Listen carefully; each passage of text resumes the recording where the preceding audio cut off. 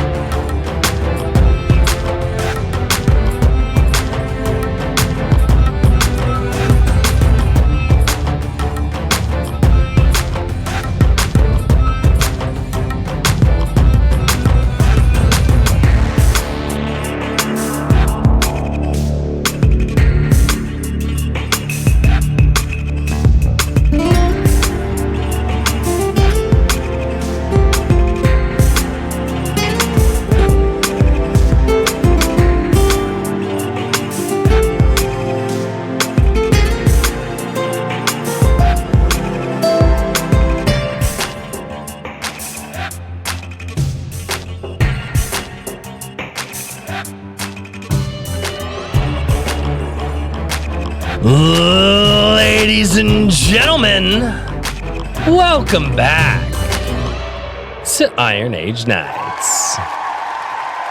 What's going on, everybody? Oh my good Lord.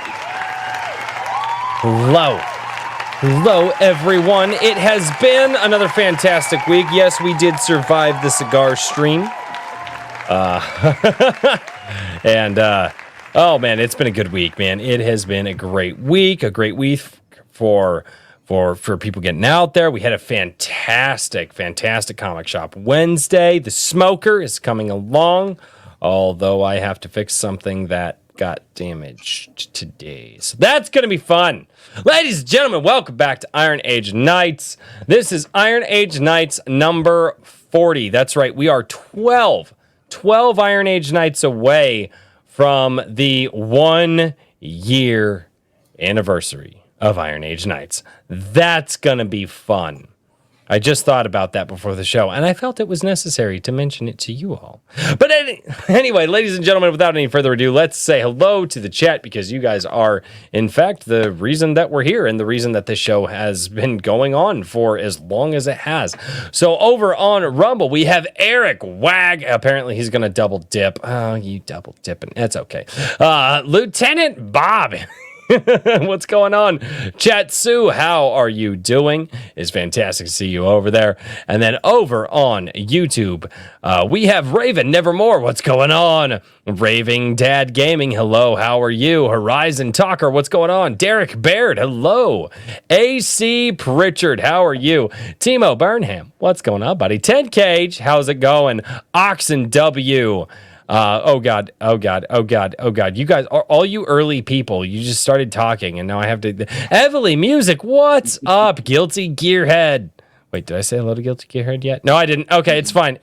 James Craig, how are you doing, man? Kristen Colebrook, what's going on? Gino, the Shadow of King Bob. The Shadow of King Bob is here. He's not King Bob anymore. I don't get to say King Bob anymore, but you know, it's fine. Anthony Rondinelli, how are you doing? Brian McCoppin, what up? Eric Grant, how are you doing?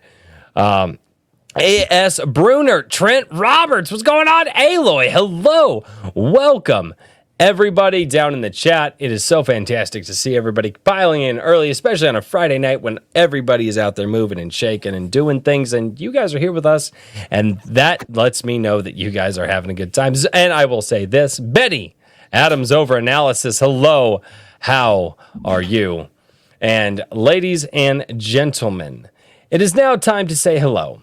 Hello to a man who could probably strangle those that work with paper.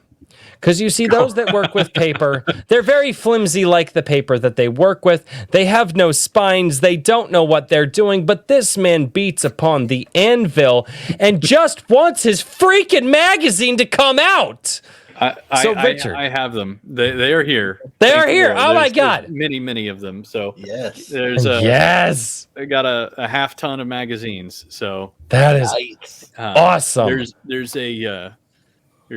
I'm not quite totally done with the pain yet with this guy, but the second issue is going to be buttery smooth in There you terms go. of the process, and I won't have to cram fulfillment into a crisis mode like I did this time. But I got about for people who are supporters of Anvil, I got through over 350 with the help of my wife and family, and most of those Nice. have almost all of those went out earlier in the morning, so that they hopefully will be there early next week.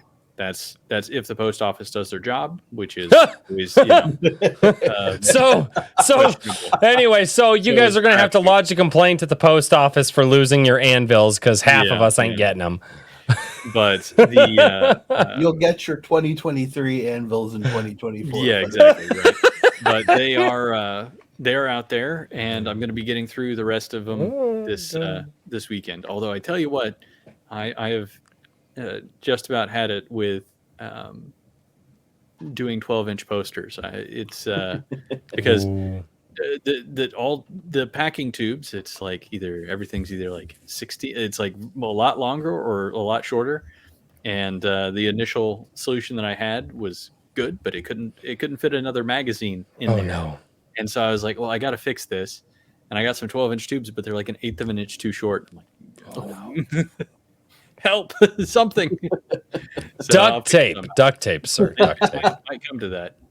It might come to that. Brian McCoppin, been a member for 7 months, gets in one of those member chats. He says, 1 week until the thing with music by Everly Music. Oh, good, sir. You spelled Everly Music wrong, by the way. It's fine. It's fine. I don't judge. I spell things wrong all the time. I use He's talk an to author, text. that's why he has an editor, yeah. right? Yeah, that's exactly it. And ladies and gentlemen, if you have a story living inside the deep, dark, horrible, horrible sides of your brain that we should never, ever hear about, that are often on my Gilded, by the way, you guys can go there to hang out and find out what other people's deep, dark horribleness is. But if you guys have that thing inside your brain and you would like it to be on the page, for the love of God, please don't ever let me see it. But if you are so tempted and you would like that thing to be on the page, you should reach out to this next man, my other fantastic co-host, Mr. Daniel P. Riley, who will help you get your story on the page. How are you doing, good sir? I'm doing well. It's been a busy week. The fulfillment for my book signing is proceeding along nicely. I did have a minor snafu with some packaging too, so I know what Richard's dealing with. There you And It's so much everything will be going out the door on Monday. Nice. That's Awesome. awesome. That's fantastic. Oh God, the amount of work that you guys are putting in lately, I'm just like, wow. Just it, and not just you guys, but literally everybody that I have just kind of ended up in the circle with. It's insane. It's insane to see the level of work that everyone is going through, the level of connections that people are making, and just and really making this, like, I don't know if this is still a tiny thing yet, but it feels a lot bigger than something that's just small. It feels it feels massive because of all the work you guys are putting in. So that is absolutely fantastic. And most of the folks in the chat, since most of them are creators of some type. Yeah. No, yeah, that's the truth. So without any further ado, we're going to talk to a guy who is doing something quite different. He's not doing the author thing. He's not doing the artist thing. He's not doing the tabletop RPG thing. He is doing something that most of you, for lack of a better term, need a lot of help with. Is that too on the nose, ladies and gentlemen? It is. It is. I am very, very excited to announce that we have Nikki P from Iron Age Marketing over here. And Nikki, man, what is going on? How has your last week been, and how are you doing? My last week has been pretty much the same as most weeks go. I'm doing fantastic though. So aside Awesome. from some hail getting dumped on my garden last night. Oh, no. it's- Ooh. Yeah, but my garden, it's a sturdy one. So There you go. it Atta took boy. it like a champ. I think I had like 1 or 2 tomato plants is all it got. Got Busted it. up. That's not bad.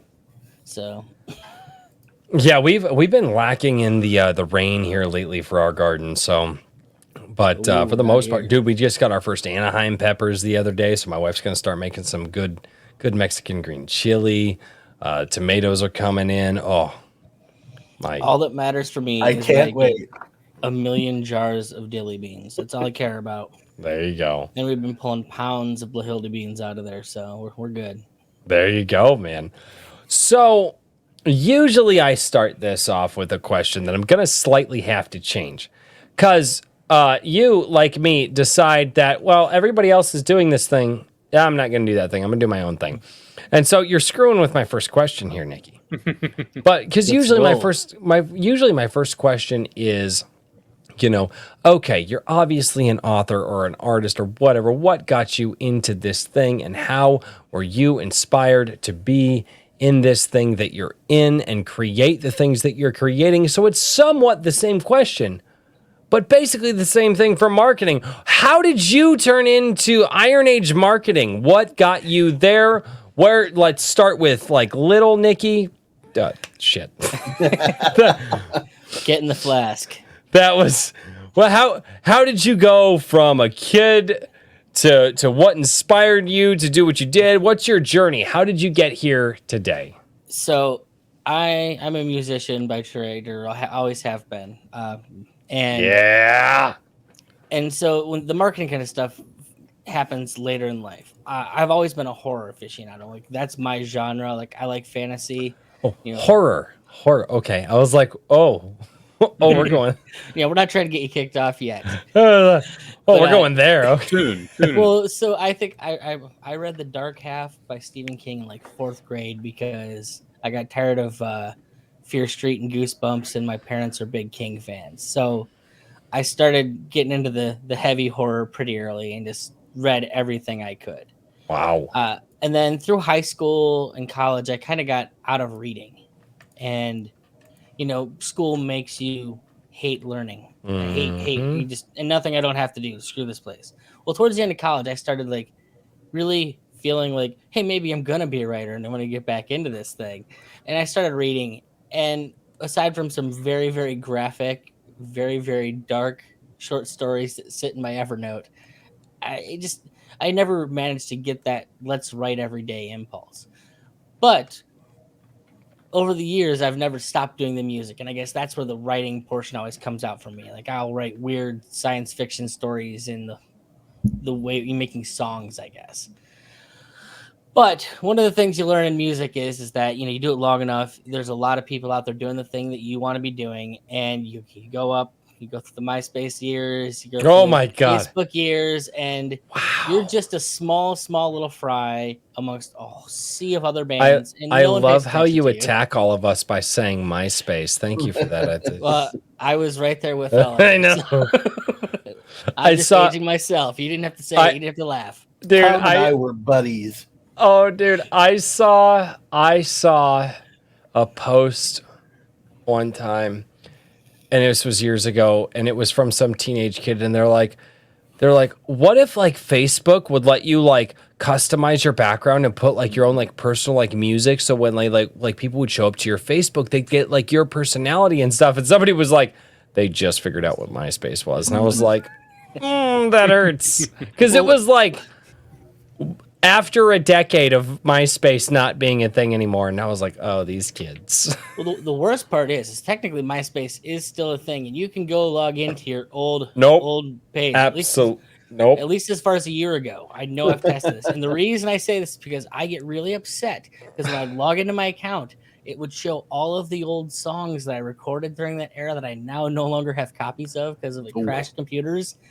But it won't let me play the darn things. Oh, no. And I really like, and there's songs that like I really, really liked. I wish I could like make a new version of, but I need like the source to do it. And they would just sit there haunting me. So upset. So if it's gone, thank God, because I don't have to bother me anymore knowing it's there. I don't even want to know the viruses that would infect my computer if I logged back into my old MySpace. Well, continuing, I guess, the story. Sorry, So, I no, had you're good. I mean, I get it. So, doing the band thing, and I got really, really tired of, I guess, nobody knowing who my band was. And then concurrent with this, I started podcasting. So I started like really getting into how do you make people look at what you're doing? How do you get people on the internet to pay attention? And how do you deal with having come from the libertarian movement? How do you get all of the deplatforming and get around all of that? Like all of my friends at Punk Rock Libertarians that, lost 1 million subs over one day because, something you said is annoying. And so it just started me researching and testing and researching and testing. And at some point, this all kind of converged with, we'll say, I started getting into Nerdrotic, like really, really re-inspiring my old nerd passion. And then all of a sudden, there's like, wow, there's a lot of people doing this like independently and not. I mean, let's be honest, Stephen King hasn't written a good book in like a decade. So there's got to be other people that are writing cool stuff. And start going down that rabbit hole, and it's like, well, what can I do? What can I offer to these people? Like, I'm not a writer, but like, I want to support what's going on here. And so I just, start talking to people, and it became very clear, like, why so many of the independent people stay small and independent, because a lot of the things that became second nature to me over the course of those 5 years of study and marketing was that these people don't know anything about marketing. And it's like, and then I'll say this, I'm not going to be the world's biggest name in marketing because I don't have any desire to be that. What I can be is someone who can help out with people that have no knowledge of it whatsoever. Like there's a lot of really simple things that if you put the effort into do, like you will get outsized gains on, because it's a heck of a lot better than doing nothing. And so, kind of pulls all that together. I think at some point someone coined the term Iron Age, and I'm just like, whatever that is, I'm going to be a part of it, and this is how I'm going to do that. And so I bought the marketing domain for me. bought the Iron Age marketing domain and said, all right, let's set up the web page and see what we can make happen. Well, Awesome. I like what you said there, and you're like, look, I'm not going to be the biggest name in marketing. You're like, but I'm going to help people who don't know anything about marketing, and when I'm done with them, they're going to know something about it, right? Because everybody has to have the place to start. Yes. And I like that. I like that you kind of took the approach. It's like no, but like people have to know something about this. They can't, just. Well, even if it's just discerning, if someone's offering to help you, being able to discern whether or not that help is useful or not is a big thing. Like, say you're looking at a deal, like someone decides, hey, I want to publish you, and this is what we're going to offer you, and you're going to say, oh wow, that sounds like a whole ton of help, and then realizing if you talk to me about, well, that guy's not doing anything for you that you couldn't do with $10 a month and yourself, maybe 2 hours, and they're not giving you enough money for what they're saying they're going to do, or vice whatever. Yeah. So that's a frustration for me. Like, and it's funny. So like I do the podcast as part of like my help to educate people, and in the course, I think I've had 22 episodes so far, or 21, something like that. There's been more recorded than have been put out. We'll put it that way. Yeah. I did an epic with RH Snow that was like after 2 hours of conversation. I'm like trying to tend it. She's just too charming. And She'll wear you out. We know, we've been there. Oh, I love her to death. She is, yeah. No, RH Snow is unbelievably fantastic. At some point, Nobody I'm going can to feel stop like the queen. I'm going to feel like editing it. That's the problem. It sits there because I don't want to edit 2 hours of audio. See, that's why I do this, because feel I don't that. have to edit. I leave it as it lies. Well, and here lies. That's the musician part of me. I can't. Like, I'll put the video version out, whatever. but I can't let the audio version do that. Like I have to make sure everybody sounds like a genius in that episode. Not a single or like all the conversation flows. If I have to restructure it, I goodness. will. In the audio format, I get it, and that's why I have not. I'm a musician as well, so I know what you're talking about, and I get it. Yeah, and that's why this is. I never have put this up as like an audio only podcast because there's a lot of visual thing. I talk with my hands a lot. It's a joke in the chat. I am not Italian, but I act like I am. Yeah, that's why I haven't done the audio only stuff, is because to go through and edit things and make everybody just on point constantly over a multiple hour podcast, as somebody who has edited multiple hours of video footage, not just for this channel, but for other channels that I've had in the past, that's a lot of time. Like, that is a lot of time. So I get it. I do a half an hour podcast, and generally I think I spend about 10 to 12 hours between the editing and setting up content per episode. Mm-hmm. Yeah. That's why it's on half an hour once a week, because that's all I can afford in it. That sounds normal. Dude, I did an airsoft channel for years because I love airsoft. I love playing it. It's fun. It's good exercise. Great community usually. And for a 20-minute episode, not only would I have to pack all my stuff out, go out to the field, record, and get, video footage. I usually try to grab like 3 games a day. So I'd play for 4 or 5 hours, and then I would go home, then I'd offload the footage. Then for a 20-minute episode of, maybe we did a long game, maybe we did like a 40-minute game. Dude, that was a minimum of 10 hours of editing for 20 minutes of that week's gameplay. And then normal, 10-minute long gameplay from our 20-minute worked because I had 3 cameras going and all that. Like it was 6 to 7 hours worth of editing for a 10-minute video. There is a lot that goes into that. So I sympathize with what you're talking about when you're just like, yeah, 30-minute episode takes me 12 hours, especially because you're doing audio. See, I could get away with it because I had video that I could mask some things. You got nothing. You've got to make sure that audio is perfect. And anybody who's ever been in an audio booth or seen what audio engineers do, I don't envy you, good sir. My wife laughs at me because like I'll just sit there and I won't even listen to it. I'll just go by, watch the waveforms, and okay, it's doing this, not supposed to do that. Let's. Yep.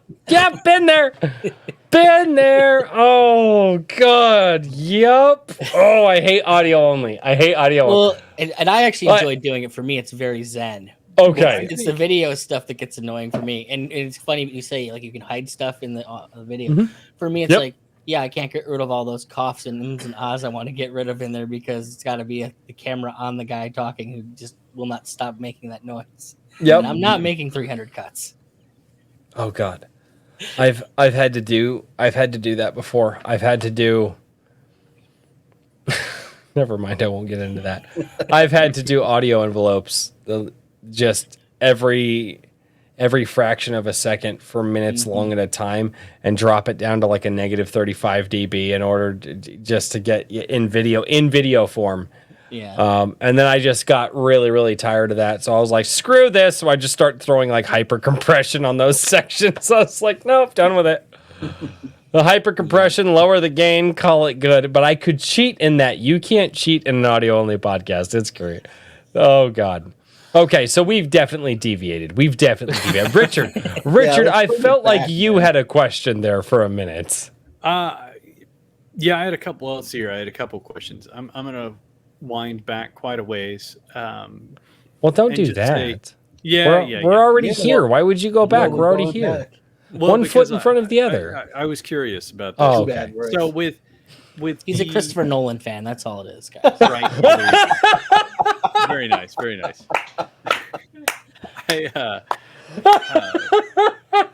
I was wondering. So with the podcasts, you've been mainly interviewing. Well, you've been interviewing a wide variety of people. How many are you sitting on at this point in time? Because so said it was quite. Basically, what happens is I'll put out a call every couple months or so, and then record them a bunch of them, and then just edit one a week and release them.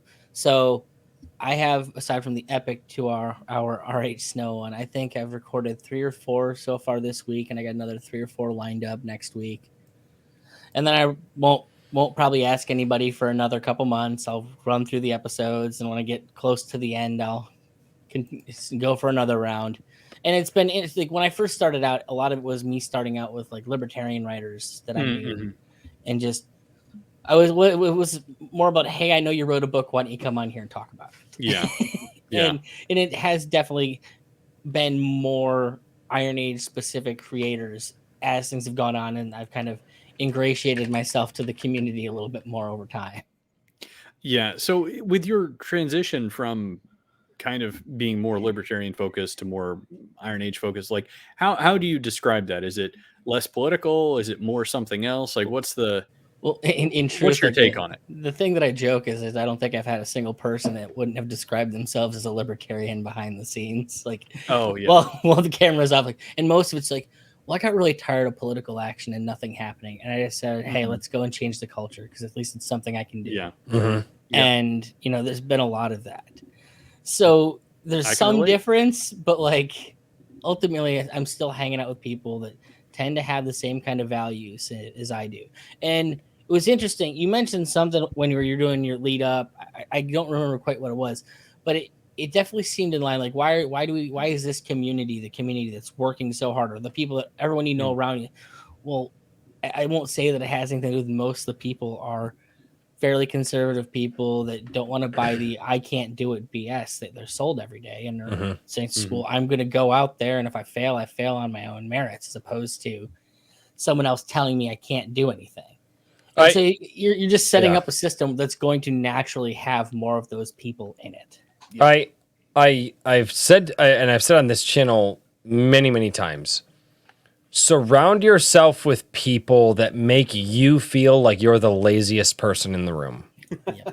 Whether it's true or not, I would rather sit in a room with people that are looking at other people's works going, how the hell do I get to that level? How do I make me to that level? And they try to go for it. I do it all the time. I see my Gilded all the time. I see the artwork all the time. And then sometimes I realize there are areas of my life where I'm doing things.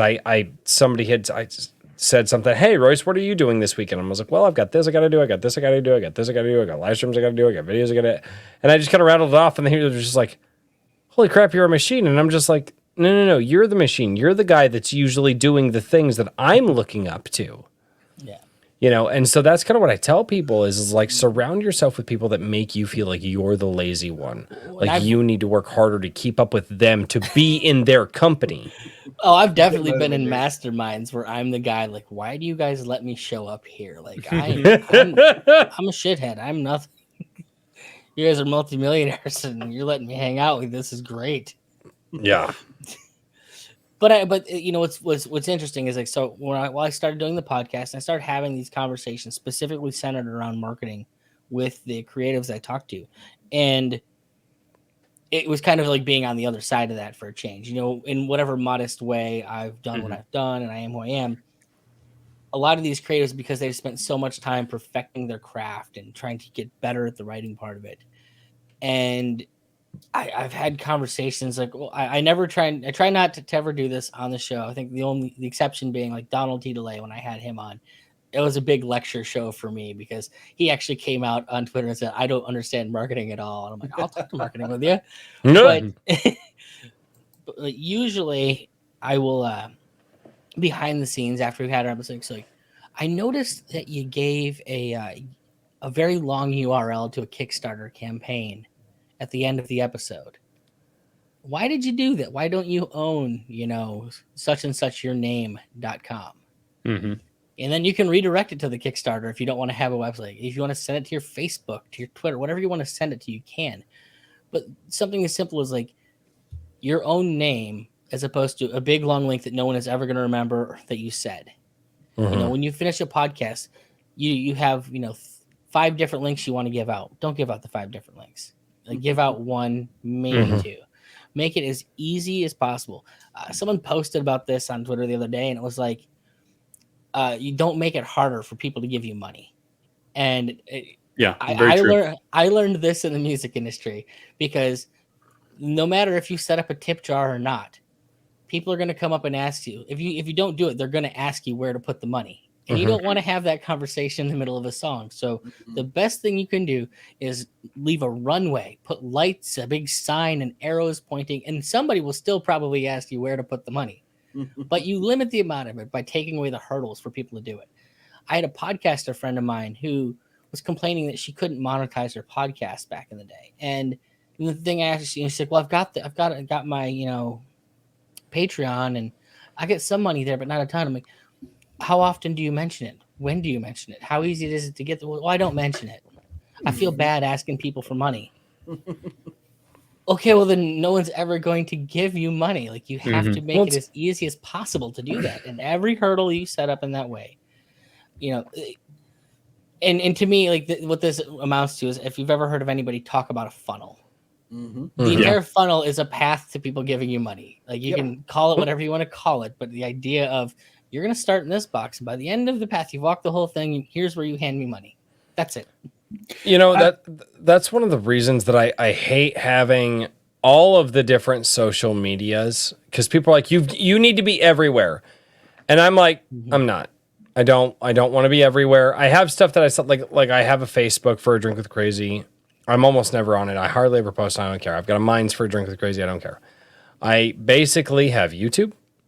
I have my Gilded, and then there's Twitter. And I'm like, those are the 3 areas I'm going to focus on. And the reason I'm not going to focus on the others is because I do not physically possess the time in my day to provide a quality reach in all of those other places. And I tell people constantly, if you want the most quality that I can provide you with what I'm building here on this channel, you go to my Gilded.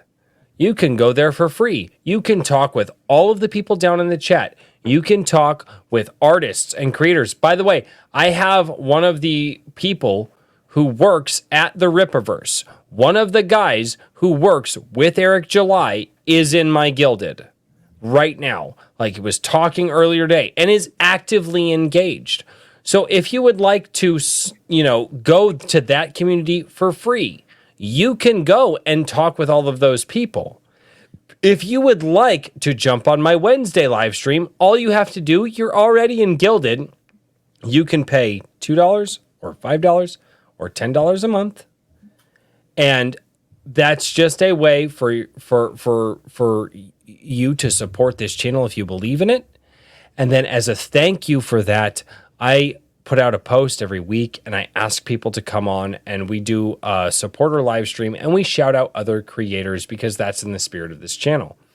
Because I got tired of trying to figure out how to post in all of these tens of thousands of different places and different ways to, you support in this way over here on this channel, and you support in that way over there on that one, and then you supported this other way over here. And it's like, no, one way to support. Go to my Gilded, do that. Bam, done. I just got tired of it. What do you say about that? Well, you're focusing on something that's important, and this is, God, if only Marvel or DC had learned this lesson. Is number one, you focus on who your people are, and to do that, you have to go where your people are.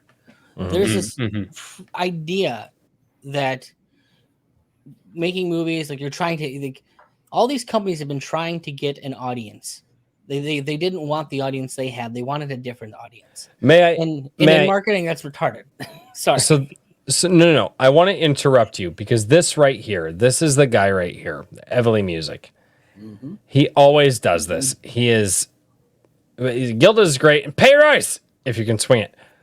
Support what you love. He shouts out my Gilded and supporting me more than I do. And I feel like that is about 1,000 times the magnitude of me saying support it. When some of these guys down in chat who are here every single week, who are like, join us, become us, like that, like, these guys in the chat. Not only are they here, not only have I talked with them, not only am I'm still small enough, I'm forming friendships with a lot of them, but those guys market me better than I could. Well, we can get to that big lesson here in a minute. Oh, John. Yeah. But yeah, the idea, like all these corporations are making this content, trying to talk to people that aren't their people. Like the bottom line is we know who buys comic books, and if you don't market to those people or don't make content for those people, then why are you doing this in the first place? Because you're never guaranteed to pull a new audience in. One of the things I was talking with somebody the other day about is, well, do you think that there's going to be a lot of people that are going to buy books, because movies are sucking really bad? I'm like, there probably will be some people, but you don't want to focus on those people. Those people will come if they find their way, maybe put feelers out there, but you need to focus on the fact that who buys books. You need to make the people that buy books happy. If this is only ever a boutique industry, that's fine. You got to make sure you're putting out exactly what the people in your boutique industry want. Getting to where you were going, and after all the conversations that I've been having with creators, and this is something I innately knew myself, but relationships is the other word for marketing. All marketing is developing and building relationships. Now, I know for creators, it's such a hard thing to do, because what you find is Declan Finn, but he's like, well, I became a writer because I didn't want to talk to people. Hey, Daniel, you want to shed some light on that for us? Now you got some thoughts, buddy? Yeah, sure. Yeah. You just talked about it. You show my stuff for me, dude. He was like, I don't like to shill. I literally, because I call it the shilling. It's marketing yourself at the end of the show. I call it shilling. At the end of the episodes, for many episodes, he's better at it now. But he's like, oh, I'm good. I was like, no, I'm good. I don't want, like, he wouldn't want to do it. So I'd do the big presenter voice. Ladies and gentlemen, what you need to understand right now, there is a man here who can pull that thought out of your head and put it onto the paper. And if you would like to see the absolute fantastic skill that he has while doing it and the care that he has for your story, go visit whimsyland.org. I did that at the end, and it was always something different every week. Yep. But because he wouldn't chill, and now he will start shilling his own stuff now, because I've made him so uncomfortable by doing Not really. What's amusing is that if you ever read my show notes, it's called shill at the end, where I pitch my website to go get services. That's awesome. It's like, I know what it is. Yeah. And the point is that if I'm going to be talking to the right people, if I'm targeting the right people, they're going to want the product anyway, so it doesn't matter. Like that's it. Yeah, but for me, the whole point of the I don't shill thing was a playful gimmick to get Royce to do it for me, because it's his building. After a while, not in the beginning. Don't try to retroactively change stuff. It's all on YouTube. We can see it. We can watch it. But the beauty of this is that that's what you want, is other people doing the work for you. You want people if you're doing your job and you're doing it well enough, and people are naturally going to talk about you. They're going to want you to be successful because you've solved their problem. You've helped them so much. And when you're doing books and stuff, like I know it feels different. It's like, well, problem solving is the nature of marketing. How do I get this in front of people? How do I get people want this? And there's a lot of psychological things that go into that. True. And it's different when you guys who have, say, a need, like this person needs something. Well, you have to understand that when you're dealing in entertainment, you are effectively dealing in needs. What you're dealing with is people have a lot of time that they want to kill.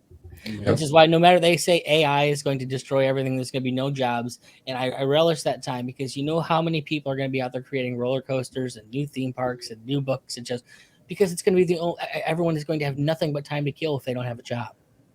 So like, the idea that there is a world in which there's nothing to do. Well, it's great that there's going to be nothing but time to fill and endless people trying to fill your time. And everybody that I've spoken to, that I've worked with in my business, I always have the same conversation at the end, which is, do you want me to like write you a testimonial or something? And I'm like, shout outs, testimonials. It's all wonderful. Absolutely. I would greatly appreciate it. Yeah. I don't generally say to the person at the end of the project, can you write me a testimonial? But we always have the conversation, and I don't go looking for it, but I'm happy to accept it because that's marketing networking right there. Yeah. Well, I have a question. Hold on. I have a question here, and that is that I feel like there is, which I think this is kind of funny for a bunch of ostensibly at least non-left wing, non-collectivist people, is that the talk about money and making money always feels icky to people, right? And I think that to a certain degree, if you're like pay me, there's obviously a line. But I feel like so many people don't even approach that line. May I how add? do you feel? May I add something to that, Sure. Richard? That's just my own thought. Here it is. It's not that the fact that paying. It's why I don't ask for money. That asking for money feels icky, right? Like that's not it at all.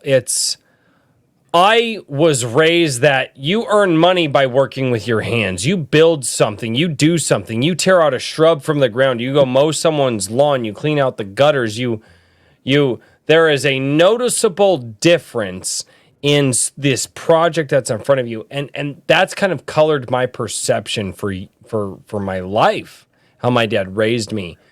So for me to be like, hey, go pay me money on my Gilded feels weird because it's like, I didn't build, I don't feel like I put something tangible in someone's hands. Well, let's that's a little bit of a different thing. And maybe that's different, but I wanted to contextualize that. Maybe we can touch on that later.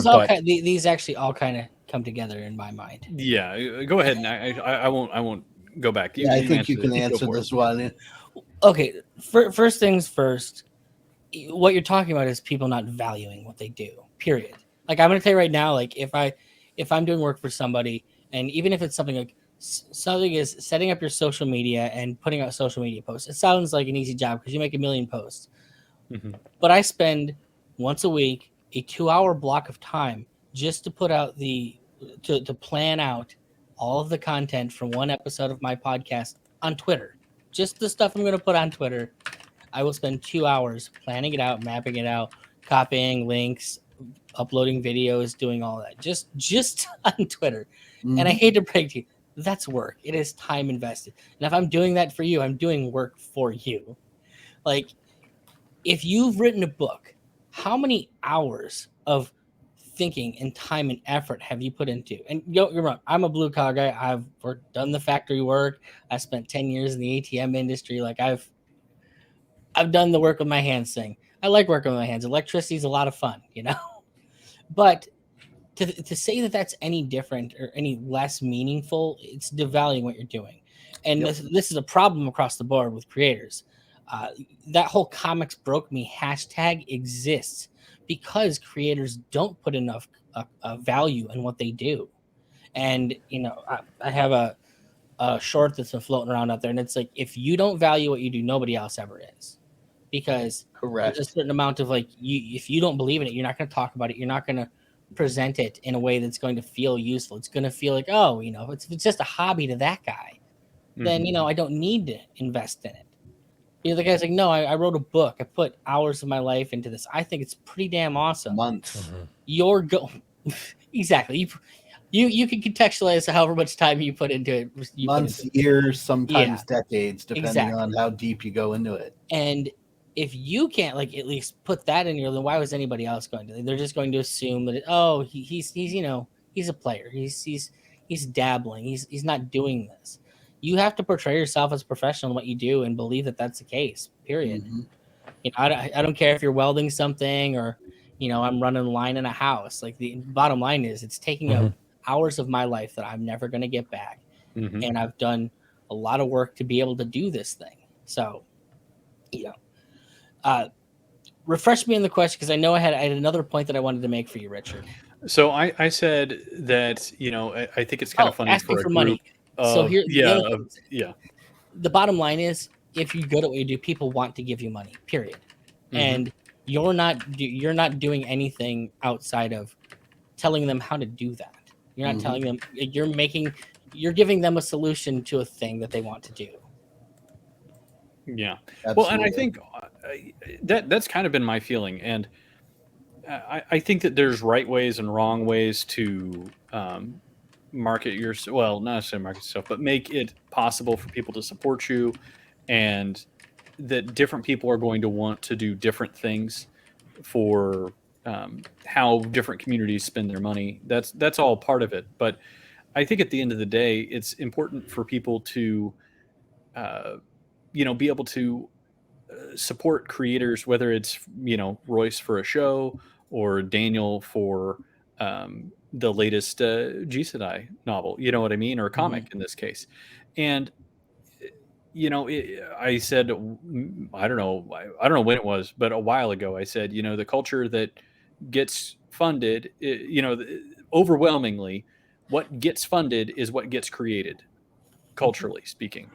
And we can scream into the night about how crap Marvel movies are, but they got hundreds of millions of dollars worth of financing, and therefore they got made, even when they were absolutely sucking, And there's all these other things that didn't. Now, there's obviously lots of reasons and more complicated stuff behind that, but kind of at like the very simplistic level, I think that people need to I don't know, value their time. That's a very good point. Yep. Well, and it's the thing is because it always comes back to that. It always comes back to I don't because people are looking for outside validation so much that they're deciding the value of this thing based on what other people think. And bottom line is what people will pay you for what you did is determined by the market and what else is out there. Mm-hmm. But you don't even get to the point where that gets determined if they don't believe that you have a product worth purchasing. And that part starts with you, period. Mm-hmm. Yeah, 100%. Absolutely. So what would you say to creators who aren't sure? Now, I have a hypothetical here for you. There's two creators. One feels like their work isn't really worthwhile, and they're reluctant to try and they don't feel that value, so therefore they don't open up avenues to be supported to people, right? But their work is actually great and people would pay them for it. Then there's another creator who their work genuinely needs improvement pretty substantially, but they kind of feel all right about it. You know what I mean? Like maybe they're not totally out of touch with reality, but they do greatly misunderstand the market value and they're trying to get out there. Are there signs? Like, how do you tell as a creator, how do you tell which side of the spectrum you're on? You know what I mean? Am I overvaluing my work and trying to push it into the wrong market and I'm just not doing a good job marketing? Or do I need to go back and hone my craft? You know what I mean? Are there indicators that you would get from your audience or things like that? Because that's kind of a that's a really, really difficult one. And it's a deep question. What you find, and I'll say this, so I don't know if you've ever gone through any like business courses or done anything like any mindset courses, but no matter what you do, the biggest thing that as a someone who wants to go and be an entrepreneur, wants to be a business person, the first, the last, and then everything in between, it's all about mindset. And they're going to try like hell to get you to work around what you'd call self-limiting beliefs. And maybe you do think too highly of yourself. Your market will tell you that. Like if you're not going to get what you want from it, and if you're either going to do one of two things. You're either going to adjust to the market around you, or you're going to stop doing it because you don't think it's worth it because you think too highly of yourself. Either way is a fine way to react to that. But if you're too afraid to put yourself out into the market and get that, then you're never going to be successful, period. Yeah, you're never going to get that signal. Exactly. Yeah. You haven't even gotten out of the gate. Yeah, absolutely. And I think, I think that so many people just need to, go out there and give it a build try. Some relationships. Build some relationships, try things. You got to have that inner circle that kind of helps helps you understand, where you are within your skill group outside of marketing. Absolutely. You know what I mean? Well, and one thing I do love, especially about in the comics community that I've definitely seen is, man, people are so excited to like share what they've done. I mean, frankly, in almost every walk of life, people are really excited to share the thing they know about. Mhm. And we'll talk to pretty much anyone who will listen if you'll talk like nuts and bolts and like the nitty gritty of what they do. And, when talking to Donald, he was like, I asked him, did you get into comics? He's like, well, I sent this creator I really liked a message or said something. I'd really like to work with so-and-so. And then like had some of my work posted and the guy actually like, hey, let's work on something. And next thing you know, he's making an Image Comics comic book with this guy. So it's Wow. like, shoot your shot. Like you don't know Mhm. dick until you actually try and you and it's so easy on Twitter here. Like meeting people that know and do stuff is ungodly easy. Now, sometimes you have to wade through the nonsense of the people that post crazy stuff, but it doesn't take very long to find people that do what you want to do. So speaking of crazy stuff, do you think that I was gonna go off on something, but never mind. As an example of crazy stuff, I'll go as crazy I'll as you control want to go, your boss. Hey! Nobody's taking my title from me on my I show. was gonna say, yeah, we'll rein it in for now. Save that for after. I promise you, there's nothing I haven't said way more insane on Punk Rock. Okay, let's We'll get see. Royce demonetized here. No, God, no. Okay. Oh no, I'm kidding. I'm kidding. All right. Back to what I was actually gonna say. Aw. Speaking of the crazy stuff,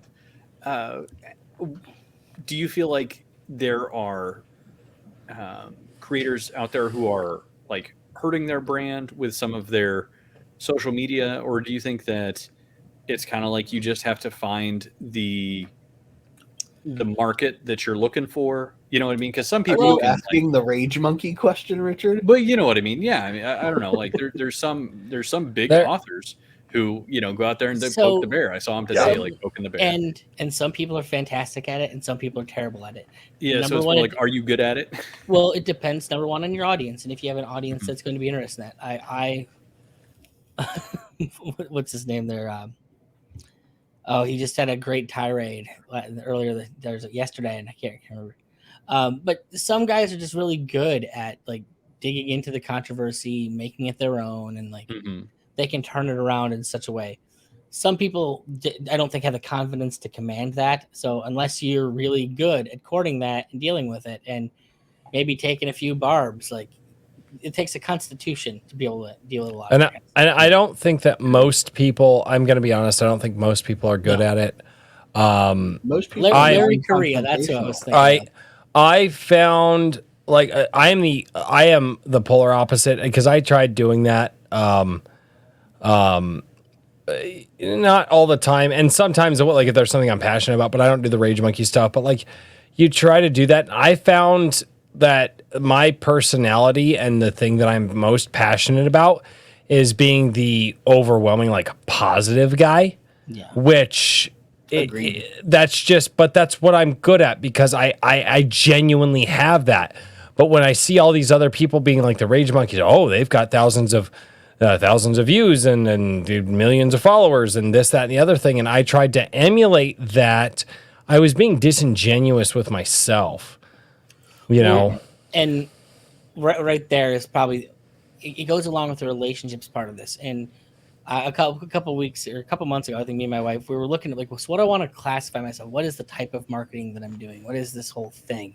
And so we settled on the post corporate marketer, and the idea being that we've all grown up in a world where corporations have whatever goodwill ever existed has been completely squandered. Like no one trusts absolutely anyone. And so the best thing that you can do is go out there, be genuine, build trust, and it will immediately separate you. If you can be trusted and that's impeachable, then no one can come anywhere near what you offer because no one trusts anybody else. Yep. So you build your community. Agreed. They learn to trust you, and you're going to have loyal fans forever. If you as long as you Mhm. manage that, and the big thing about that is being honest. You know, you have all these, you know, Twitch people that go, like, they put on these shows and they put on the personality. And I understand that to a degree. Like, as a performing musician on stage, like, I'm a pretty, like, stay-at-home kind of guy. But then I understand there's that point when I go and perform. But I always try and make it, like, yes, it's an elevated version of who I am, but it's still who I am. Bingo. What you just said, I was thinking myself, is an elevated version of who you are. And especially on stage, it's someone who's done it. That is, and we're not talking like a little bit elevated. We're talking about like magnifying who you are 5 times. And I love that. And it really is true. It's finding who your personality is and just being you and just making sure that that's, you know, and it's and I don't think a lot of people understand that. There's a difference between elevating your personality and taking those parts of your personality that are a little bombastic or so on and so forth. And there's a difference between changing your personality. Yeah. A lot of people don't understand that. Well, I had the opportunity to learn firsthand because for the past decade, I've had an acoustic duo called Big Love Acoustic Duo. And me and my partner, we go out there. I'm guitar player, sometimes lead singer, mostly backup singer. And he's the natural showman. He's the guy, like, you know, he's the MC guy. You put a mic in his hand, he's just going to get it.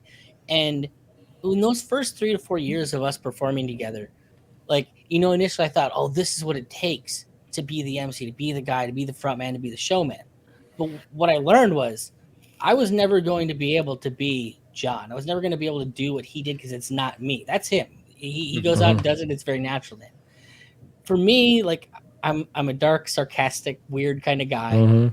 And, you know, as long as I'm true to who I am, but do it confidently enough in front of people. And that's the big thing is owning the confidence and being able to just unapologetically be who you are. That is what really sets you apart. And so, you know, he's like the fun, normal guy who gets to crack jokes at my weird expense, all the crazy stuff that I'm going to say on stage, you know. That's it builds the dynamic. We each get to have our own little ecosystem and personalities that develop. But if I'd never been in that situation, I don't know that I'd ever really learn what it meant to kind of do that. Yep. Well, and I have a quick with question. The 3 of us. Yeah. no, that's pretty cool. that's true. It's. I mean, I'm the guy that I will go off on. I like, what was it? It was last Sunday or the Sunday before. I did 3 rants, 3 what people would call like rage rants, because I just work myself up, and that's not. But that's just me. Like, I have conversations with myself and piss me off, and then I have to argue with myself about the thing I pissed myself off about. That's just that is just me. You know, you come in with the voice, you know, the ladies and gentlemen, welcome back to A Drink. But eventually I settle into my own voice, but it's me, you know. And then I've told I've told Daniel and Richard like so many times, I'm like, guys, I don't know how you fucking stand a guy like me. Like, but they come in not and coffee in this mug. it's my God. But they balance out the show, and they you know, they offer those different parts, and they've never been fake. They've never not been real, you know. And I've heard so many times that people love the dynamic that's here because we're just real. We're just us. 4 of me on any show would be completely intolerable.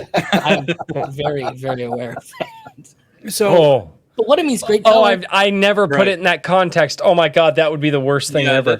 That is pretty horrifying thought. So, 4 Royces at the same time.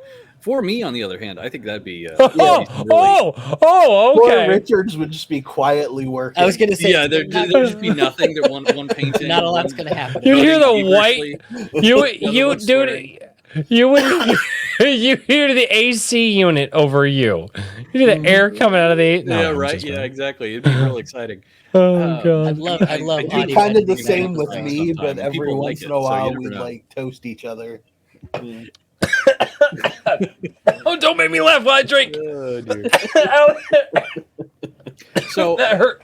have you ever heard of Naval Ravikant? He's a angel investor, and he also has done some, philosophical musings. I've mentioned him. He's a favorite of mine.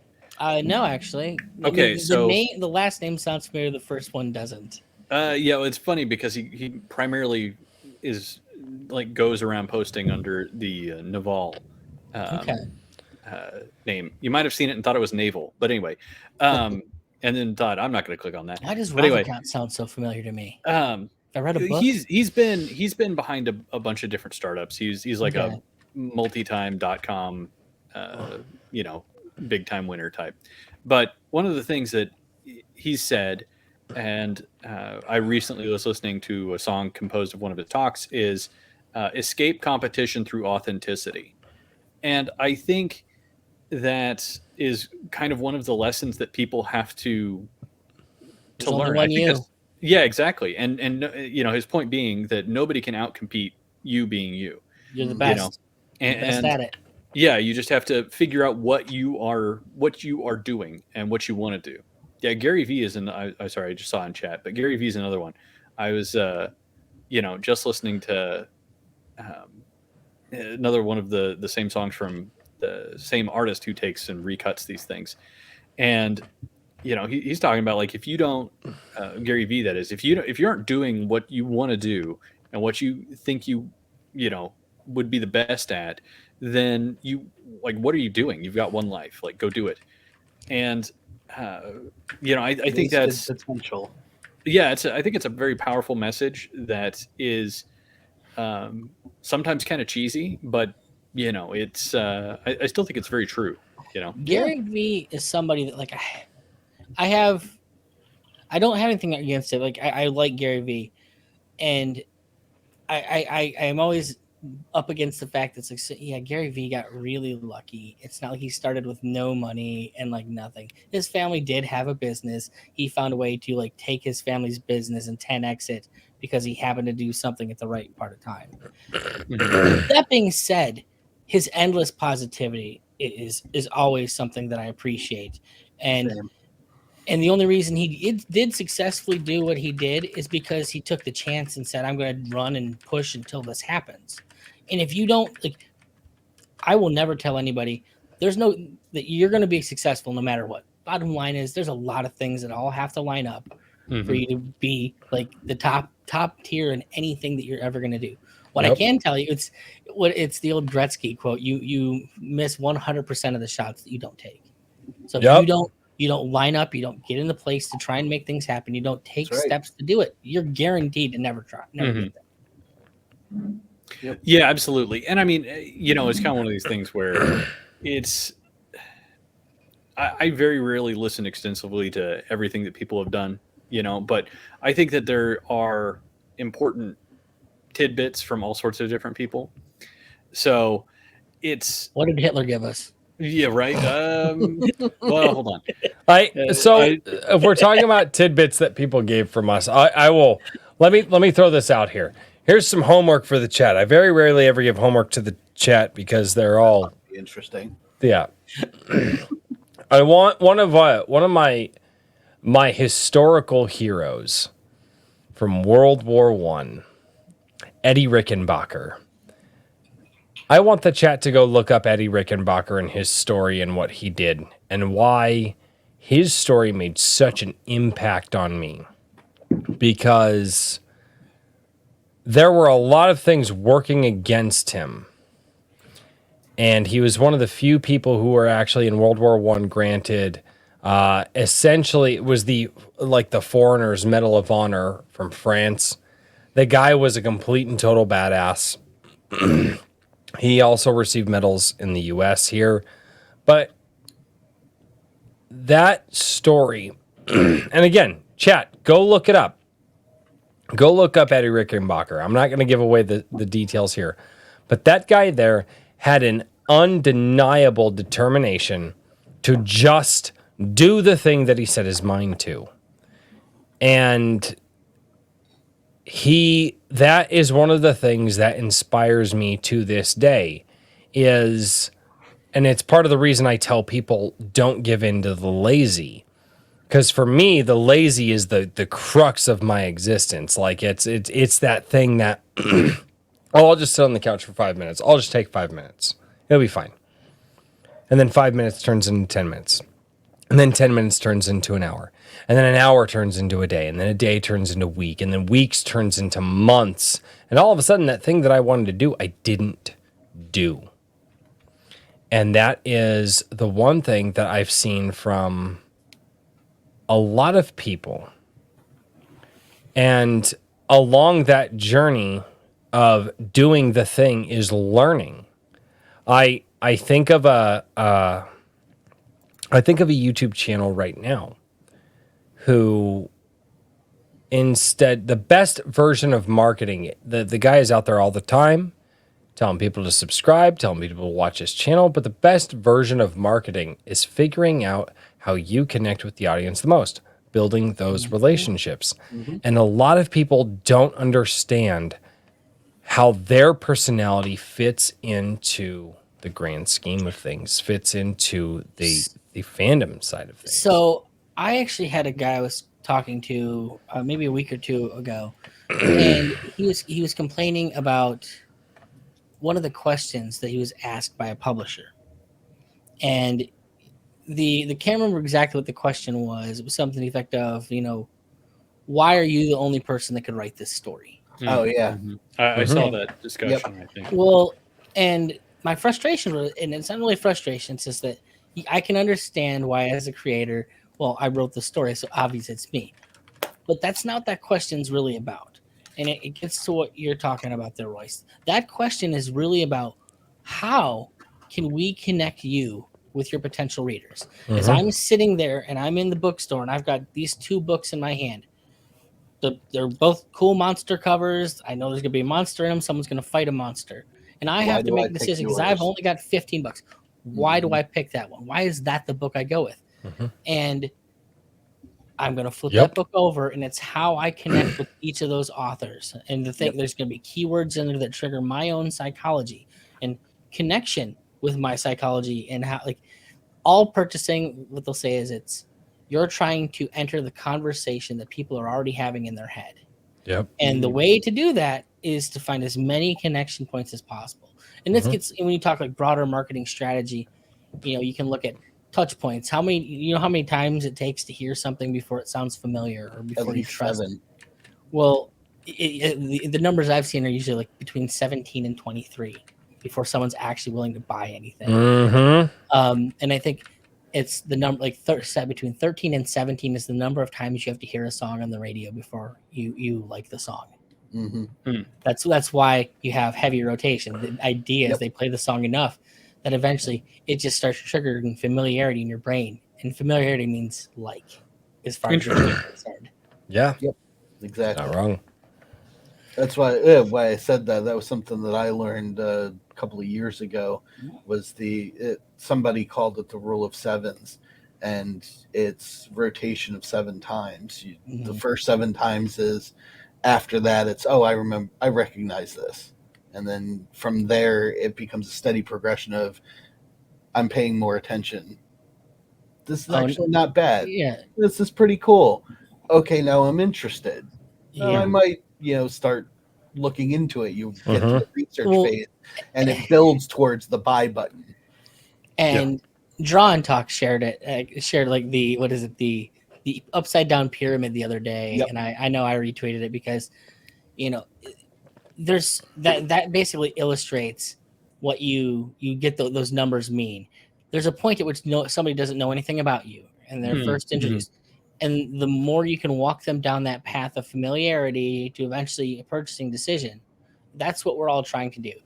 It's an upside down pyramid. It's a funnel, whatever you want to call it. It's the roadway to get people from never heard of somebody to, I want to buy this. Yeah. Exactly. Absolutely. And that's sort of what I embraced with Whimsyland. My idea behind coaching and like literary coaching and services was to, like you're doing, that's why I said it's like the marketing version of me, to help people and sustain myself while I'm doing it, obviously, because it is a service. But the first thing I say to everybody and post on Twitter constantly is consistency is key. You got to show up. Even if it's just 1 day, 1 hour every day. You've got 24. Take one. Put some words down in that 1 hour every day. 500, 100, like me, 1,000 or more, depending on the groove I'm in. But it all stacks up. If you can do, I used to say 1K a day. If you can do 1,000 a day, 5 days a week, say, you don't even do it on the weekends. It's 5,000 words a week. 10 weeks, you've got 50,000 words, half an hour. Yep. You're halfway there. And it's just by taking that little bit of time to just do it, whether or not you actually want to or not. It's just to do it. Yeah, very true. I also think that. Okay. Speaking of time, how much time do you think that most people should be spending on social media? and like what is the wait. estimate of the formula? Social media marketing or social media? I'm just asking, like, how much time should you spend on interacting on all these things? So I know it varies somewhat. Social media is a part of things. Honestly, what I recommend most people do is get into email. Like get everybody you can off of Twitter, somebody else's ecosystem, and get them to where you have a direct line of communication with them. And communicate as much as possible. So because I come from marketing, I have a that was my Gilded for me. Yeah, exactly. Now I would say the problem with Gilded is eventually they can kick you off Gilded. I can say that with Substack's had money troubles in the past year, and if they go kaput, if you don't have your email list printed off of there that you can take to some other email service, it can all end there. Like I have a 6-month book promotion campaign that I sell, and one of the line items on that is what we call list maintenance, and that is literally the half an hour I'm going to spend once a week to go and make sure that your list is downloaded off of wherever you use to reach people. And that if I'm seeing anyone that has never opened an email, get them off there, because all those names are something that you eventually have to pay to have on there. And if they're not doing you any good, they're not opening them, get them gone. They're not your people. And what I was going to say is that because I come from the email marketing world. John's right too.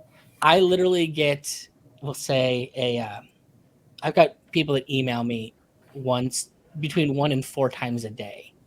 Now that's because these guys are email marketers trying to pitch you on email marketing. But the bottom line is that if you want someone to reach you and you go through the trouble of setting that up, no one's going to be upset with more communication. Like the more insight you can give them. And I've heard ingenious ways. I've had people on the show that they'll do their email as in character. So every email they send out is through the voice of one of the characters that they write within the stories. It gives you a whole new palette of ways to immerse the people that are into what you do into your thing. But it's because I come though, it's like the amount of time that this takes. There's a certain degree, it takes the amount of time that it takes. Like I said, for my podcast and to release an episode, I spend setting up between 19 and 27 posts that go out on Twitter every week throughout a week to promote the most recent episode of my podcast. And the bottom line is most people, unless you tag them in them, are going to see maybe a third of those. Just because that's the way the algorithm works. If you're on Facebook, they'll never see any of them. So the amount of time it takes to do what your goal is. I think of all marketing as you're trying to solve a problem. How do I get people to pay attention? How do I get eyes on this thing? So when I approach anything, it's like, so we'll look at what are the tools that we have available? What outlets do you have? What ways can we leverage these to go out and reach people? And then it's like, how much time does it take to do all of that we want to do? Like if I'm putting together a 6-month book promotion, I have you emailing at least, I personally like at least once a week. If you're not emailing once a week, you give a lot of time for people to find something else to be interested in. I don't know if you've ever had an email you've looked at why am I getting this? Who is this? I probably signed up for this at some point, but I don't know what this is because they haven't emailed me in 6 months. It's been 2 months. I don't know what this is anymore. Keeping that constant line of communication keeps people in your world. It's a constant way to keep them salivating for the next thing. If nothing else, it just keeps you fresh in their brain. It keeps you something. Yeah. Where I was going with that is, so in that 6 month campaign, I would recommend an email a week at least, and then I think for like the 2 week period, that is your actual release date. I think there's like 27 emails that go out from the beginning to the end of that 2 week period. Like on the actual release day, there's 4 different emails that go out. And the idea being is you're trying to make sure that people have no chance of missing you when all of the things on the internet want them to miss you. Like all of the algorithms are designed to well, and that's the things like I'm still not awesome necessarily at like coming up with topics for emails. The guy, I'd say, if you want to see how someone can make anything about email, Ben Settle and Tom Woods are 2 of the best at it. You know, they will. I don't even know how they turn their emails into selling what they sell half the time because it's just like I was reading about ducks and now you're selling me this program. I don't get it, but it works. So a lower level author, and I'm not sure if you're familiar with him. He does a weekly release on Substack, but Substack sends out to your email.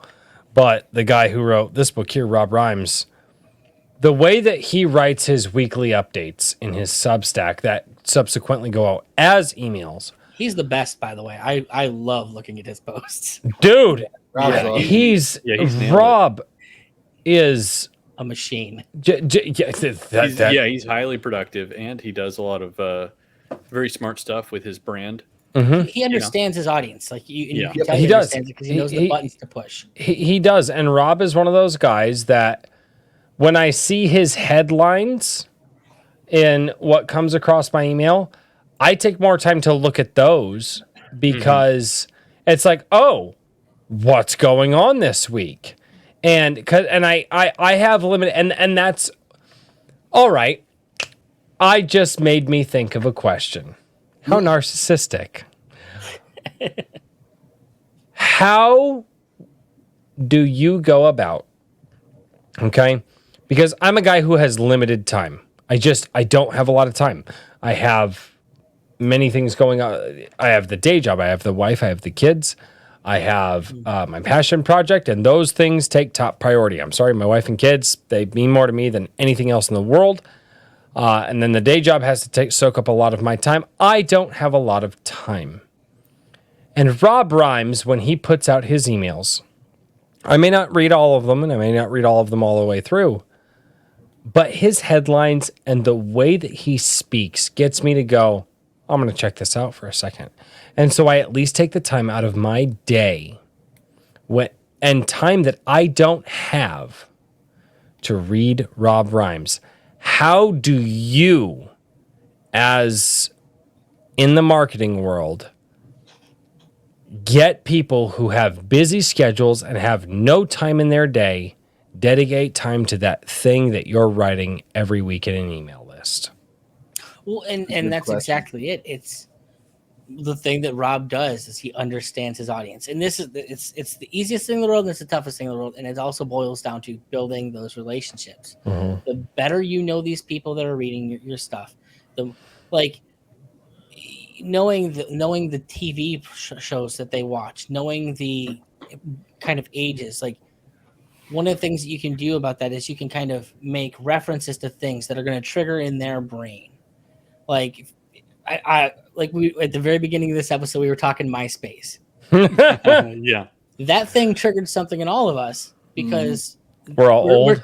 We're clearly of a certain age, and if I'd have made that, I guess of a certain age, that's going to be my email list.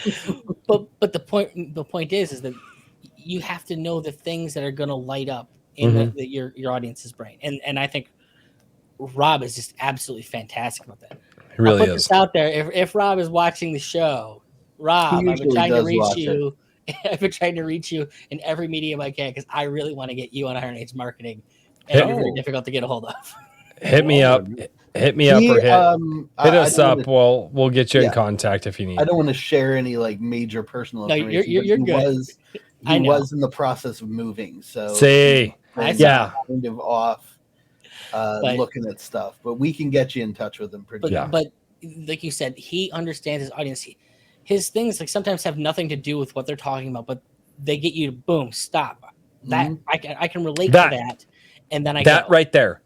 That I'm busy with my day with my day to day. What?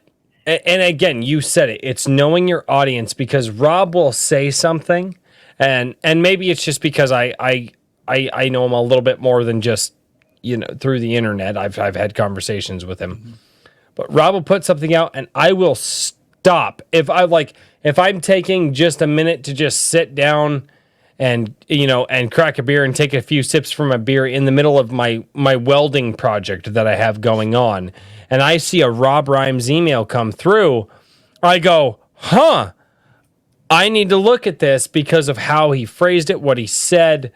Like, Rob does a great job at making me go, I need to stop sipping my beer and set that down and take 30 seconds to at least skim through what he's saying.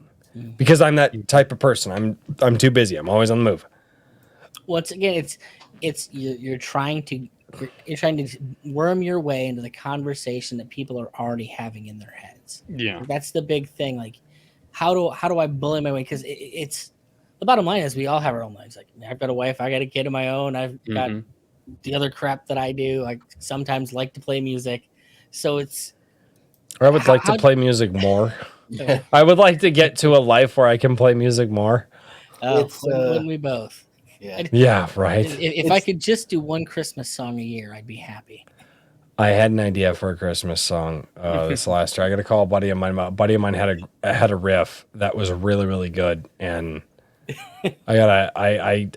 yeah. Anyway, it very much is bullying, though. I wanted to bring that point up that you mentioned. I personally am a chronic unsubscriber. I joined a networking and marketing group called the Nomad Network a couple of months back, and within the hour of signing up, I got 5 emails from that program. Just boom, boom, boom, boom, boom, one right after the other. And as soon as that happened, I didn't even look at the titles. I didn't even care. It was just like, no, unsubscribe. Well, you know what the beauty of that is, though? You were not a serious. You were for what they're trying to do. You weren't a serious buyer, because if you were, you would have stuck around. And like that's there's a certain amount of like you're weeding out, trying to get down to like your hardcorest of your hardcore. That makes sense. List. Like these are the people that really, really want to hear from you. They gave you a direct line into their email to contact them. Yeah. And so drilling into exactly who those people, because those are the people that you're going to contact. Like, there's going to be some of those people that actually respond to all of those emails that you send out. And those are the people that you're going to contact. Not me. No, exactly. Just not you. And there's no shame in that. I've jumped through, like I've had people whose email lists I wanted to be on so bad. I spent 20 hours of time trying to get on their email list. I've downloaded apps on my phone that I needed to download. That way about an email. Well, part of this particular dude, Daniel Throssell is his name, and he hit every button. Like there was like D&D references built into this. Like the idea was you're actually equipping every like new email you learn. Like you get to pick up a new piece of equipment and on your way to learning how to do email marketing, whatever it was. 20 hours of like through this email. Like I think it was something like maybe 11 or 12 different landing pages designed. And this guy writes a ton. Like his pages are super long. So by the time I'd read through all of them, done it was set up almost like a choose your own adventure at every stage of this guy's thing. He had a buddy who drew a whole bunch of like anime characters for all of like for him, his family, and everybody referenced within this like email list. And the whole time he's telling you like it's done story like. So you wake up, hey, you're in a dark room, your balls are being smacked by a rock. How are we? And all of a sudden they say, hey, we got to get out of here, and we start running.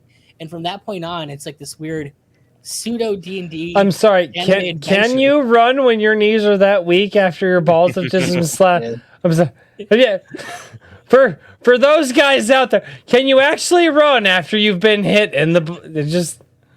It's a good question. That is a good We're putting aside our disbelief for this.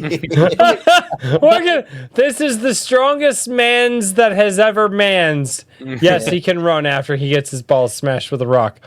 but like, so all these hours invested in like the writing and the reading, it was so entertaining to me. Like I was willing to go through this process, and then by the time like if you get to the final, like I say things that piss people off, you're probably not going to like me. Are you sure that you want to do this? Because he's like, I make it a point to constantly kick people out of my email list.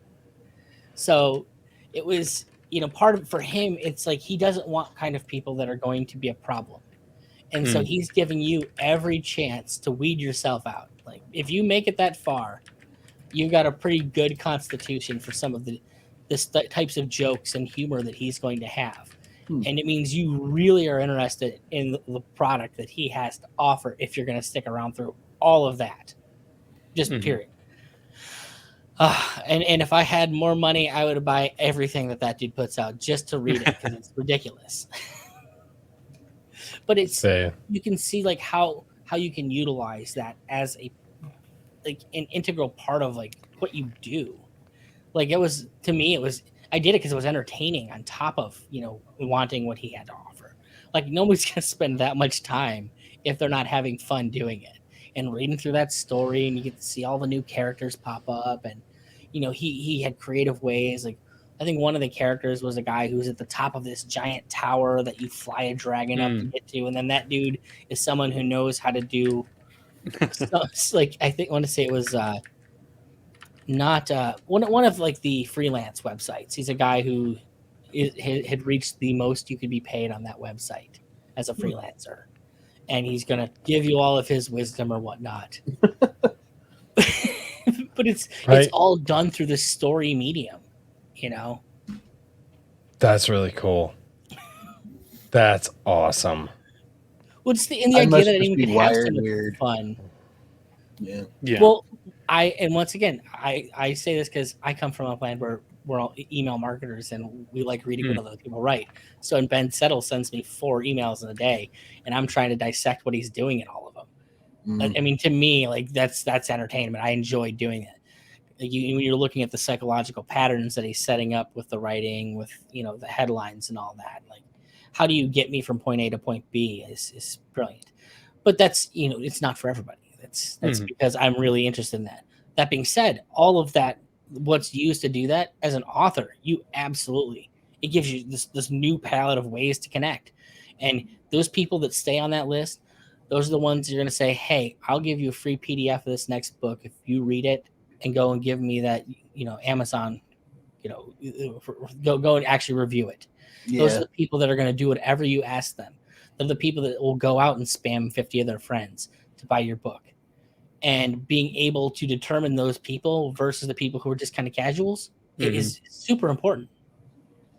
Yeah, it is very true. So one thing that, you see this all the time on Twitter and any platform, really. It's like kind of like the follow back people, right?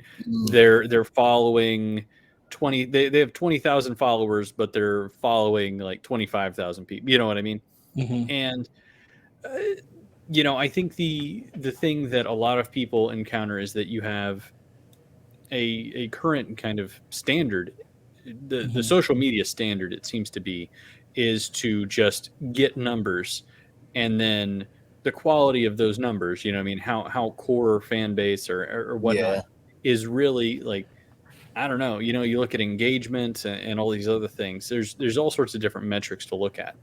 But I think at the end of the day, there's obviously a huge difference. Do you think that there are too many people chasing kind of like just amassing random followers rather than trying to like chasing kind of the numbers? Well, once again, this goes back to understanding what your goals are. Like because I approach everything from a problem-solving perspective. We want to know what you want to accomplish, why you want to accomplish it, and then create a plan for it. I liken everything back to pedal boards in my head. If you've ever had a pedal or had a cord break in your pedal board in the middle of a show, and you've got to quickly figure out where the problem is, there's a way to do it. You start at one end, you start it, and you just keep going until you find where the signal either starts or stops exactly. Yeah. And everything that you're doing within marketing is trying to find out where that signal stops. Where do I stop seeing people going down the funnel, down the path, getting them to where I want them to be? Emails are great because, as Royce pointed out, if you have a good headline and you can get them to read the email, you know your headlines are good. The next step is getting them to actually click through the email. So you know if they're clicking, but they're not clicking the next thing, it means the pitch that you're making within that email is the problem. Yeah. And then if you get them past, make that click through that email, they get to that landing page, they get to wherever you're trying to get them, get to the buy page. Is there something on that page that's, stopping them? Which this is, to me, is where you get into the other thing is like, there's sales and marketing, and sales and marketing are the same thing, but they're different. Yeah. When I had Donald on, one of the things we were talking on is I asked him, what do you do in a Kickstarter? Because I'm endlessly fascinated by people's Kickstarters and how they run them and the different ways they work. And I asked him, he said, well, we get our spiel. And I'm like, okay, so what's your spiel? I want to know, what is the spiel? And it's like, well, we talk a lot about, what we're doing and what this means to me. And to me, for marketing, I look at that last page and I'm like, why? The last person in the world that I'm talking about on my sales page, which is essentially what a Kickstarter is me. They don't care about me. They care about this thing. And I want to know how this book that I'm about to hit purchase on is going to cure cancer and make my wife love me better. Like, that's what's most important to me as I'm purchasing. I'm giving away my hard-earned money. I'm giving away part of my life. Like, I had to spend time doing something to make this money to give to you. What's warranting me doing that? Yeah. So I want to make sure this thing is going to have value to me. And sometimes value, maybe the value is as simple as you could spend 2 hours of your life watching a terrible Marvel movie, or you could find, 5 hours of reading this book that's going to let you connect at an emotional level with a character in a way that you're never going to be able to get out of a Marvel movie because that emotional depth doesn't exist. Yep.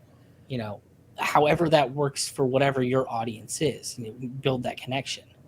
But the difference is all of that. What does this mean to me? That's part of the brand. That's part of everything prior to that point. Yeah. Up until that point that you're building that connection with you. Great. We've got that connection to you. This thing, what does this do for you? Yeah. So like on branding, that's something I was recently, not recently, actually, it was quite a while ago. Now that I think about it, I was talking to Vindicated Entertainment, who we spoke to a few weeks ago. He's a tabletop designer. Tabletop, RPG. trading card games, like Well, kind of everything. Yeah, he's tabletop very broadly. Yeah, he's. I mean, gather around the table and play those games. Like he will. I believe that Vindicated will make the monopoly of our generation. And I hope that he does, because I want to be able to be pissed off at my brothers while I flip over a Vindicated board. Right, but that's who he is. What was it? Milton Bradley? Was that who? Milton. I think it was Milton. Yeah. Well, But that's who Vindicated is. But anyway, Richard, sorry, go on. No, but my question is, as far as like branding and like these branding strategies, whether it's like brand archetypes or focusing on a particular style and aesthetic and things like that, like that is a whole separate science that I haven't really fully understood. So what I would say to that is, and once again, because I'm an audio guy, this is something I harp on left and right with my people: signal to noise ratio. No matter what you're doing, and I'm sure Royce will be able to say this with the podcast, when you're saying something, you want everything that you say to boost your signal and not counteract what you're doing, what your messaging is. Yep. Like, you don't want people to come here. Nobody comes here for movie reviews, because that's not what you do. Nope. And so if you started And doing I've movie tried. reviews on your channel, it would just be noise to what people are expecting. And when you're building a brand, the thing that you need to focus on is, does this help? Like it could be at the aesthetic level. It could be, aesthetics is a lot about what people expect.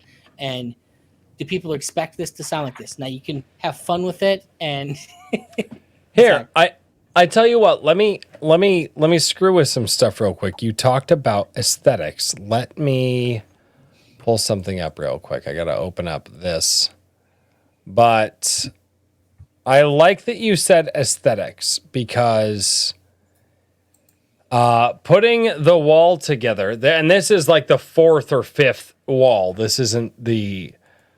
So if I do that, and then I do that, you can see the aesthetic of the wall. And then if I go even crazier with it, okay, and we're going to talk about aesthetics here. Royce breaks something else on his desk. No, I don't break things on my desk. I break the wall. But you can see how all of that has come together. And you can see there's a reason I chose blue as well. And I don't actually think anybody knows the origin of the reason why I have chosen blue for my background. And a lot of that reason, and why I really like the wall that my house just had, which was the blue, which is this same blue here, aesthetically speaking. When somebody, let's say you wear a shirt or you're out in public and someone says to you, and this happened to be many times when I was younger, specifically when I was wearing blue shirts very close to this, they would say, "Wow, blue is your color." Now, when a lot of people say that to you, country song. I don't know about the country song, but people said that to me a lot. Blue is your color. Wow. And blue is your color. Now, coincidentally, when I started doing my YouTube channel on a blue background, everything started to grow. Because then I read a blue background. I had a lot of this stuff behind me back then, but there is something to be said for aesthetics. And it's why I put all this stuff behind me. It's why I work on this. But yeah, no, it's one of those things that I think a lot of people don't pay attention to. My personality is as busy, if not busier, than this wall behind me. If I had a flat, white, plain wall behind me, it would not feel right when you're watching it. Like, man, this guy's a little bonkers. He's a little bit out there. But that wall, what's wrong with it? If there was too much going on back here that overrode my personality, it would throw people off. And so I have carefully gone over the fifth iteration of the wall to make sure that while I'm talking and while people can listen to what I'm saying, they can cue into a couple of things here that all fit my personality. And people do. And they amplify your signal. And they do. And it is, and I really wanted to cue in on that because nobody cues in on that. Most people do not cue in on the reason that all of this is here. Now, all of this is important to me. It's not just some random crap that I throw up. But all of this is important. And there's a reason that it looks the way that it does. And so many people don't understand the importance of just putting something behind you that represents you. Well, look behind me. What do you see? You see a big thing of DVDs right there. More CDs than most people have ever seen outside of a Sam Goody and the other one. Mm-hmm. A big thing of books. For me, I'm an appreciator. I've always been an appreciator. I have physical copies of things because I want to have physical copies of things. It's important to me to have physical copies of things. I've invested a lot in the things that I have. And along the way to doing that, I've watched a lot of people do it good. A lot of people do it wrong in trying to get you to buy things. And for whatever reason, I'm wired in such ways that I actually find it incredibly interesting how people get you to buy things. I'm the guy that goes in there and someone's going to try and hard sell me in an electronics store, and I'll let him give his talk just so I can like go home with, he was good up until this point. He lost me there. He would have been better if he'd said this instead. Like, because I know my own psychology and I can know how I would be triggered by the things he would say. But that's not for everyone to be interested to that. I need to share a story with you later because it is the most epic story of the guy trying to sell DirecTV to my wife. Oh, good Lord. And it was, and my wife called me and she is dying, and I'll have to share it later. But it was one of those things because I am a marketer's worst nightmare. Because all of the things that you think that I should like as a normal person, I don't like.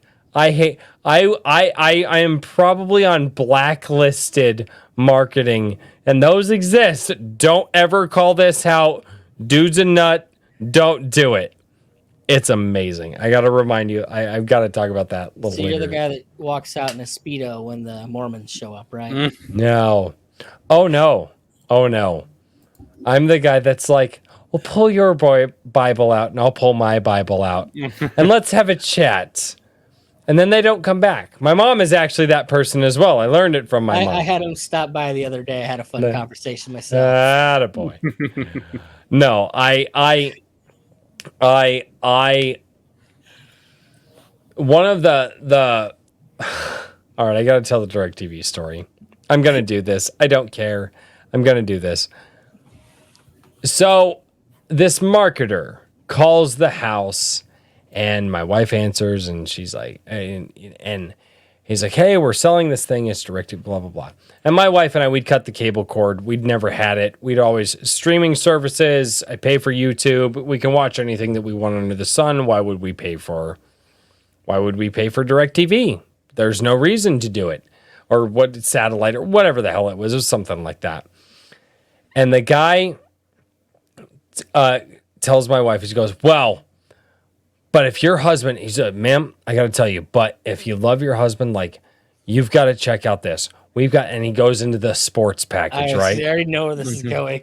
and my wife sits there and lets the guy do his whole 1.5 to 2 minute spiel about the sports package. And she goes, my husband doesn't actually like sports.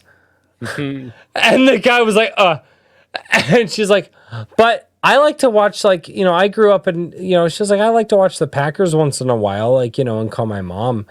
And the guy just lost all energy. He had nothing after that.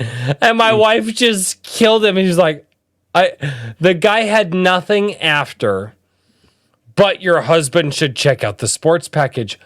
So how would you tell somebody as a marketer if you say, here's my pitch, and that person goes, not really into that thing, what's their after pitch? What do you tell them for that? Honestly, I say thank you, and then I move along to the next person who's ready to buy. I don't want to sell something to people who don't want it. Mm-hmm. Good, but that was the point of that. I would have liked to have gotten to that before I gave the 1.5 long spiel. If you want to be an expert marketer, the best thing you can do is ask questions, because the more questions you ask, the better you know the person you're trying to sell to, and the better you can tailor, customize whatever message you're trying to sell them for that person.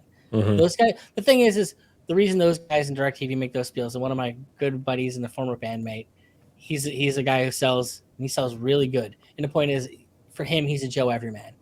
He gets how 90% of people are because he's the kind of guy that 90% of people are. Mm-hmm. And so he can go and make an appeal to them. And guess what? He's going to make 90% of the sales because he's talking to 90% of the people. Hmm. Especially in the place that we are, we have to understand that is not what we are. We are niche people talking to a niche of people. And guess what? They're hungry for it. People want it. That's there. But you also need to understand that, look, you're not going to sell 2 million copies of your book because reaching the 2 million Dungeons and Dragons fans that are out there, it's going to take a lot of work to do that. And if you don't have a lot of people putting a lot of signal boosting behind that, that's gonna be difficult. But guess what? You don't need to. I'm a big fan of the 1,000 true fans model. If you can get 1,000 people that'll give you $5 a month for the rest of your life, I'm sorry, you're never gonna have to want for anything. That's except for a carton of eggs here in like another 2-3 years, maybe. Well, there's that. No. I got chickens, bro. We're literally getting like a carton of eggs every day. So I got you, fam. They're on my list. We haven't got them quite yet. Okay, there you go. I'm trying to get out of the rental. There you go. Yeah. No. Guys, I'm going to be 100% honest with everyone. I am fading fast, and I apologize for this. I am constantly eating pizza. What do you think is happening over here? I've got packages to ship, so I mean, and probably half of them are to the viewers, so I have strongly underestimated my ability to run an arc welder in the sun before I do a show, while also drinking beer, because that's like a recipe to dehydrate yourself. Drink whiskey like a real man. I have kids, and if I drink whiskey like I drink beer, 12 ounces at a time, and my kids do not need to see that man. That's why I drink my beer. But I'm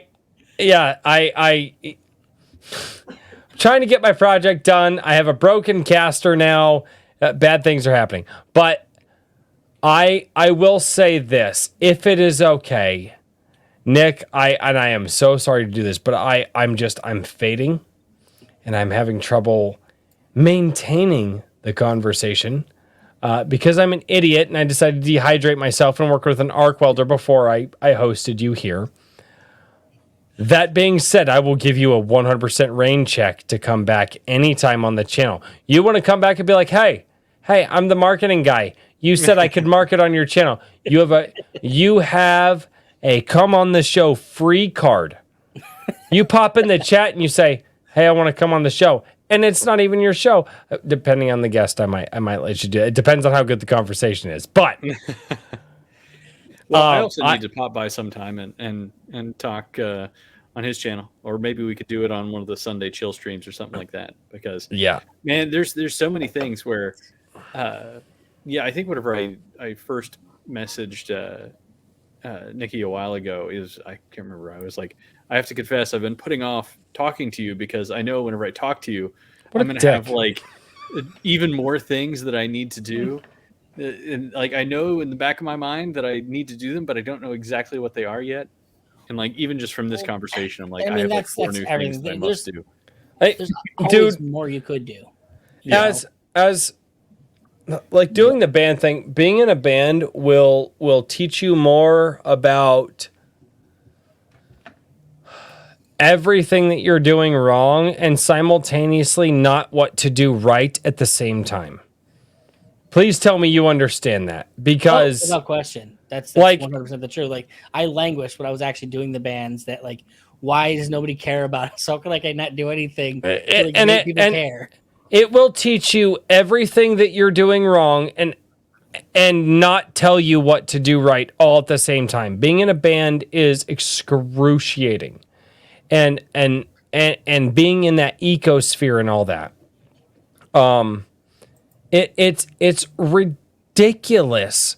And the simplest thing I can say with marketing is specifically with this channel. My marketing with this channel, and I feel bad actually saying this because I actually do care, but it's going to sound soulless. So fuck you guys. Fuck you guys in the chat because I already know where we're going to go. My marketing for this channel, I found my home in what I love to do on this channel by saying, hey, I want to promote other people. Guess what? My channel's not about me. And I took that passion and writers and artists and and musicians, they all came to the channel. Now, I don't know if they're coming here hoping that I'll shout them out. I have no idea. But I know for me, I love being able to do something for other people. And for other people, sometimes it's, hey, I talked about for a minute on my live stream about this project that you're doing. And I've been there. And I know what it means to have somebody just mention what you're talking about. I know what it means to have your name mentioned on a live stream that you've been watching for years. It's ironically enough, in the last year, it's happened. I got to live stream with one of the people that I look up to, and not just once, but many times, which is Shadiversity from, which is Shad from Shadiversity. He's on Friday Night Tights all the time now.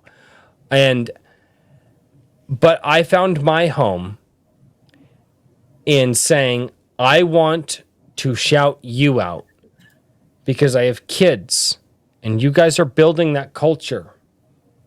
I'm not that guy. That's not my job. Exactly. But what I can be is I can be the radio show host that talks about it. Well, And I don't know. That's where I'm at. That's I made my channel, and I'm making my channel off of the hard work of other people. But I know that those people need somebody to talk about them. And if nobody talks about them, who the fuck is going to talk about them? So let me talk about you. I'll talk about you because I want to. Huh? The world needs professional appreciators. And to a degree, that's what I do and why I do what I do. I'll make this pitch. It's my last thing on here and say that if you go to ironagemarketing.com and it'll say book a consultation. A consultation is absolutely free. I will give... And that is in the link in the description below. I will give you an hour of my time. And the way I end every single one of those is I'm going to listen to everything that you're doing, and I'm going to try and find some way to get you to improve what you're doing. And I'm not going to charge you a dime for that first hour. And I'll tell you this much. After that hour, if you email me, you contact me on Twitter, wherever you contact me, you have questions and you want answers, I'll answer you. The only thing, if you want to pay for my services, because I'll be honest, it does take a lot of work to do the marketing stuff, and not everybody has all the time in the world. Sometimes it's just easier to pay someone to do the dirty work for you. True. But you can pay me to do that if you want to pay me to answer questions faster. That's what you pay me for. I'll talk marketing with anybody and try and help out anyone who asks, frankly. So you want to talk to me, you want me to look at your specific problems, I will guarantee everyone an hour of my time to do that and look at what they have. It's incredibly generous too, because that's a lot. It's not always just an hour. It's the fact that you're getting a condensed education in something. It's like everything. You don't know what you don't know. Yeah, it's the value. Mm-hmm. Yeah. Like for when I do that hour, most of what I'm going to do for the first half hour is just ask questions, because I want to know what you're doing. Because whatever advice I give you, I want to tailor it to you and what you're doing, what you have at your disposal to work with. Like if I'm sitting here and I'm telling you, hey, you should be doing all this stuff with email, and you don't know how to set up your own autoresponder, you've never worked in that.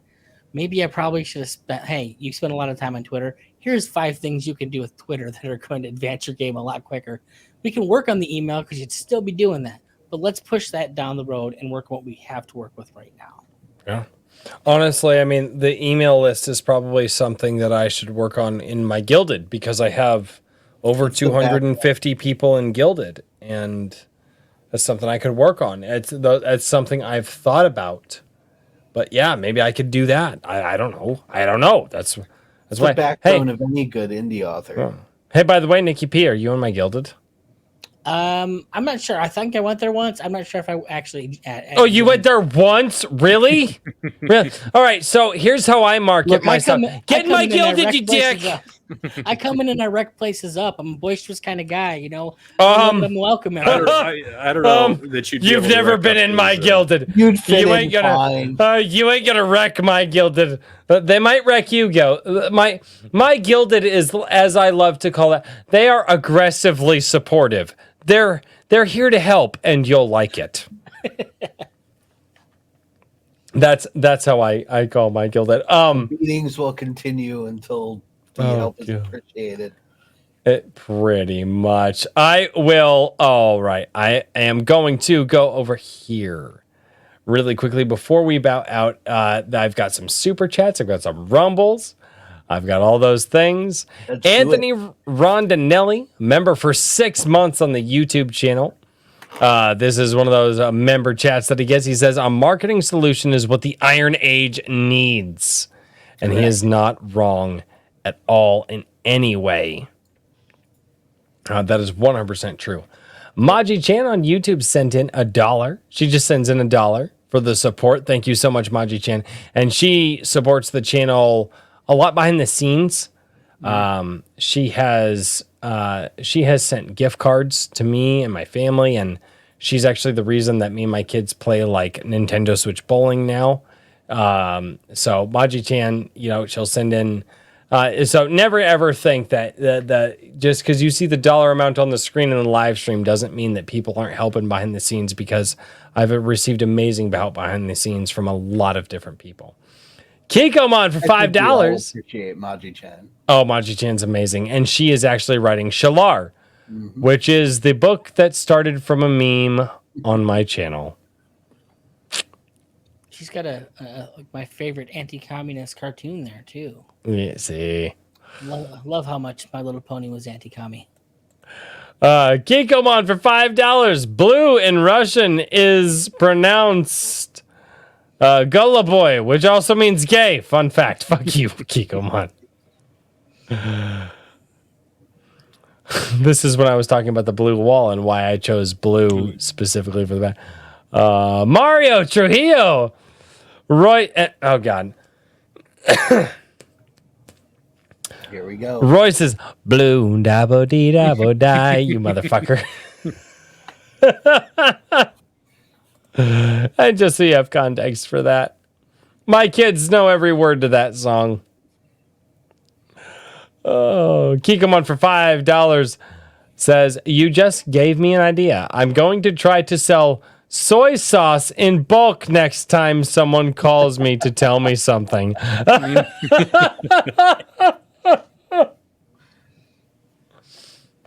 I'm a telemarketer's favorite person because I answer the phone and say, why are you calling me? I don't want it. Oh, that's awesome. I just say, take me off your list and immediately hang up. And that doesn't do any good, but No. There's a great I know people that'll string them along. The best way to do it is probably the way that I won't, because I just won't dedicate my time. I've seen people do 20 minutes with a telemarketer. Yeah. And then at the end, just completely destroy them. It seems like so rude and kind of a waste of time. It's funny, though. It's really funny. I'm not going to lie. It's really, really funny. 2 really good ones. Like they're the gift card people. I had one podcaster I listened to actually took them through the whole thing, and he's like, "Well, I don't have cash. I have exotic animals. Like I run an exotic animal shelter. Can I pay you in animals?" And like this guy said, "Well, no, but maybe we could sell the animals." Like this guy literally tried to tell him how to do this. And then I had another friend who let them walk him through the entire process, where he said he was walking into a Walmart and he was getting the gift cards, and then he turned the whole story around on him. He's like, "Oh shit! I accidentally hit somebody while I was walking out, or it was driving away from the building, and now I've got a hostage. What do I do with this hostage?" That's great. And like he managed to get the return call number, and so he starts calling the guy back to like.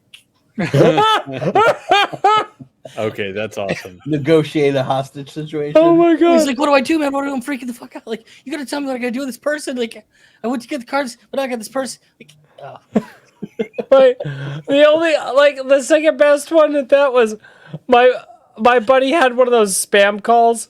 Like, oh, go to this website. My buddy knew back in the day it was a spam call, so the guy puts him on. And he's like, okay, he goes, And my buddy, he just types something random into his keyboard so the guy can hear him typing. He goes, "Oh, why is there all this pop-up porn coming up on my screen? What's going on?" The guy's, I don't, in thick Indian accent. I don't know, sir. Did you type it? Yes, that's the website. And he's like, I can't get the porn to stop coming up on my screen. What website did you? Yeah, no, sir, you have to go to this way. And after a while, the guy's like, my computer shut. It's smoking. What did you do to my computer? And the guy goes, click. Yeah. Well, and just for the record, it does suck to spend and waste that time, but the longer you do it, the less people they can call in a day. Very true. And I've actually heard that excuse from people that are like, hey, the longer they're on the phone with me, the less people they're screwing with. And I take enjoyment in that. And I honestly, and like, after a guy told me that, I was like, we need people like that. I'm like, because that's actually providing a service to the world, you know? There used to be an actual phone service or a guy warrior who was, was Pirate something, but he literally was an audio program you could set up that when they would call you, it had all the numbers registered, and then it would be like an AI voice box. It would talk to them. Yeah. That's what we need to use AI for. And keep them on the phone longer. That's what we need to use AI for. And then we're just going to have two AIs talking back and forth to each other and just feeding into the void. And that's the real way that World War III infinite starts. feedback loop. Well, and they still use people to do that, believe it or not. And this particular program would actually record the conversation this guy is having with the AI. That's hilarious. That's hilarious. Endless fun. There's people. That's amazing. There's wonders beyond belief. That does sound fun. Oh God, I love it. The rabbit hole says it's telepathic bunny. I know, sir. Your logo is the same. It says it's I have the hiccups apparently. It's telepathic bunny comics. Thanks for the signal boost, Royce and company. Yes, that was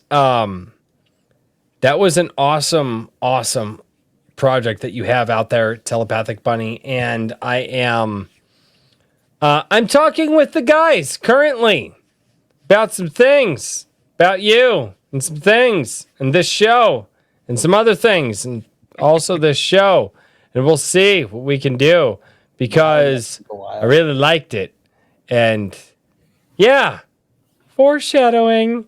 But yes, no, Telepathic Bunny.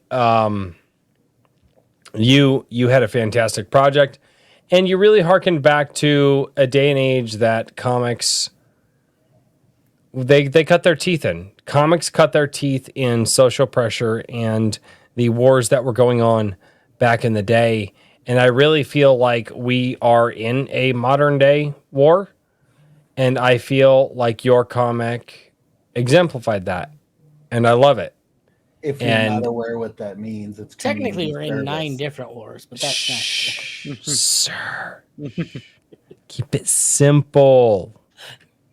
But you're not wrong. You're not wrong. Telepathic Bunny Comics community service. Go check it out. And yeah, community service. It's freaking great. I haven't forgot to set up that recording session with you. You're just getting down my list, bud. See, notice how he said get down on my anyway.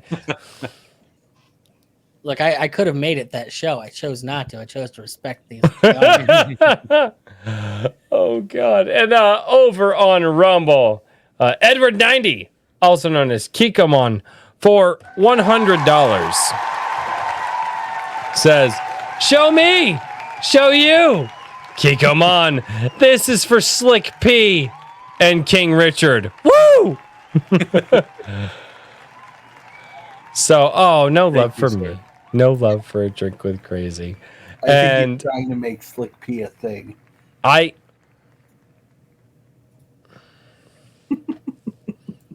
Out of all of the jokes, I wouldn't call you Slick P. I would call you the brain extractor.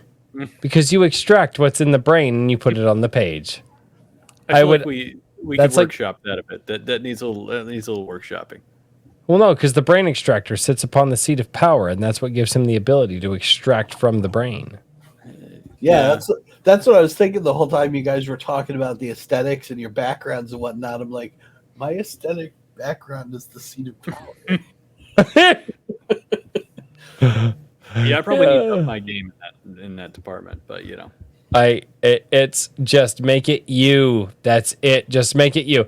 The only thing I will say to people when it comes to aesthetics, the only thing I say to people when it comes to aesthetics, and it's something that I learned from YouTubers years and years ago. Cameras just above or just below eye level, because that's I don't know what viewing aspect that is, and then good audio quality. Good audio quality trumps all. Working on it. I know. You've been working on it, but I can't control Amazon, okay? yeah, nobody can. Sadly, Daniel P. Riley, what are you working on, good sir? I am currently working on a vampire novel, which will Ooh. be ready to roll out pre-Halloween. Is Time for the spooky. Is there a big titty goth vampire in this book? Why, yes, sir, there is. Oh, good lord! Oh, hi! I'm gonna buy this book now. He knows his Yeah. audience. Oh yes. I have an Twist? affinity. Yes, I the have an twist, affinity. she's the villain. That's even better, good sir. Mhm. Twist, my wife is also the villain. My wife is also a big titty goth girl. Good sir. Otherwise, I am cruising along on the Jisedai. I like the term Amerimanga. I was talking with a couple of other Yes. editors. I like the term Amerimanga, so we're going to call it that. The Jisedai Amerimanga adaptation. Did you just create a genre? I hope so. That would be epic. Yeah. If you create the Amerimanga, I am down. It's still gonna be a couple of months before we're ready to roll out, but I will have a crowdfund on Fund My Comic well before the last set of pages come in, so that I can Nice. kind of get the ball rolling on that. And so I'll be peddling that everywhere. Otherwise, and after I finish the final work on the vampire book, I'll be rolling right into Legacy of Heroes 2 Rising Stars. That's awesome, man. That's awesome. Richard? Well, King I actually Richard. do. What are you doing? Well, the two things. I'm shipping out tons of issues of Anvil. Number Did one. you beat mine up yet with a bat? No, I'm not going to do that. But I He's been promise on the you show. that- No, you said you were going to do it. You said No, you were going to you- beat you- mine up with a bat You like an said- office, but asked you me to do lying it, and then son I of a told you I bitch. wasn't going to. I'm going to do something different, and with the help of some of your fantastic gilded members. Okay, no, that's not on the fucking table. You leave it. No, because no. Already done. Yes. No, leave the gilded. Damn it! Why did you One of bring them into that? Yeah, You don't I understand think them, that Richard. I'm so They're- excited. Like I need to say a lot of prayers after that. They think do it's the things. exact Oh quote. God, Richard, no, they do Look, I things. do have Don't. something exciting No, for people. don't give them power. Stop it. I'm excited, guys. I'm excited. Yeah, I'll drop it in our chat here. Oh, I'm not our afraid. chat, but the other one for Anvil. Oh, so that it'll no. be a surprise for Royce. Don't. Oh. The other thing, though, is issue number 2 of Anvil is going live on Fund My Comic on Monday, which I have not really been shouting that out as much. as I've wanted to. Wait. Say that again. Issue number With 2 gusto. of Anvil is going live on Fund My Comic on Monday, July 24th.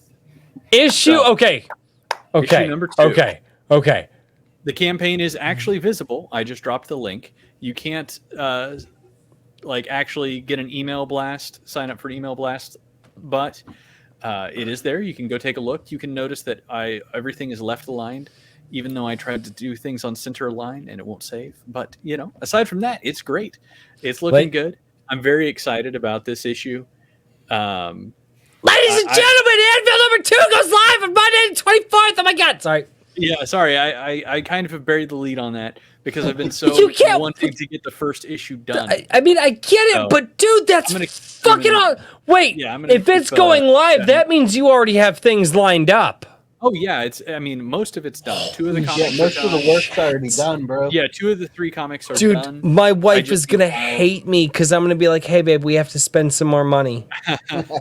Well, I've- there is a digital only tier this time because there were so I many don't do people- digital only. I have to hold it in my Oh, hands. yeah, that's true. Yeah, but, I don't. There was enough because of an international need. We're not doing ads because I want to be able to use media mail without any potential complications. But there may be something if you have a book coming out or a new issue of something coming out. We're and workshopping you're here. something. Yeah, get in touch with me and we might be able to work something out. At least as far as like a notice. But anyway, so that's the big thing there. And then also there is the June prompt voting on Iron Age Media, which I totally forgot to shout out today because I was busy doing packing things. But all of the June Iron Age media prompts, whether it be fiction prompts or actually we only had the short story and literature. Sorry. Fuck you, Hitch. No. Anyway, but those prompts are up. So if you want to support the Iron Age for free, go there, check out those short stories, vote on your favorites, and that helps me decide what gets featured on the site. Let's see That's here. awesome. King Richard, 10 copies of issue number 1. Are you win? Do you want your 10 issues? Do you want your 10 copies? I was going to do the giveaway, but I was going to let the original people get theirs. So anyway, Kikomon, connect with me afterwards. Sorry. See, Anyway, pick 'em so up for $2. that's the Rice is announcement. blue. Go boy. Woo. Oh, so Nikki P, you don't have to do the whole thing, but give us your out over the music because we're there. Nikki P, where can we find you? How do we do? If you're interested in marketing, learning more about marketing, or having marketing done for you in your creative project, go to ironagemarketing.com and set up a consultation. You can email me, Nikki P at ironagemarketing.com. And if you just want to learn more about me and all the weird crap that I'm involved in, maybe look at my plants and stuff, go to nickco.com. That's awesome, man. Thank you so much for being here, dude. I appreciate it. It was awesome hearing everything, all those nuggets of wisdom. I've got so Dude, much work no. to do. Yeah, no, and a lot of things to think about like refocusing. From what I heard tonight, definitely going to help me out a lot. Like, what does your audience want? What type of audience are you going for? But Am I Bryce, going- You don't like listening to your audience. Okay, because they're all a bunch of psychopathic little freaks. Like, you don't understand.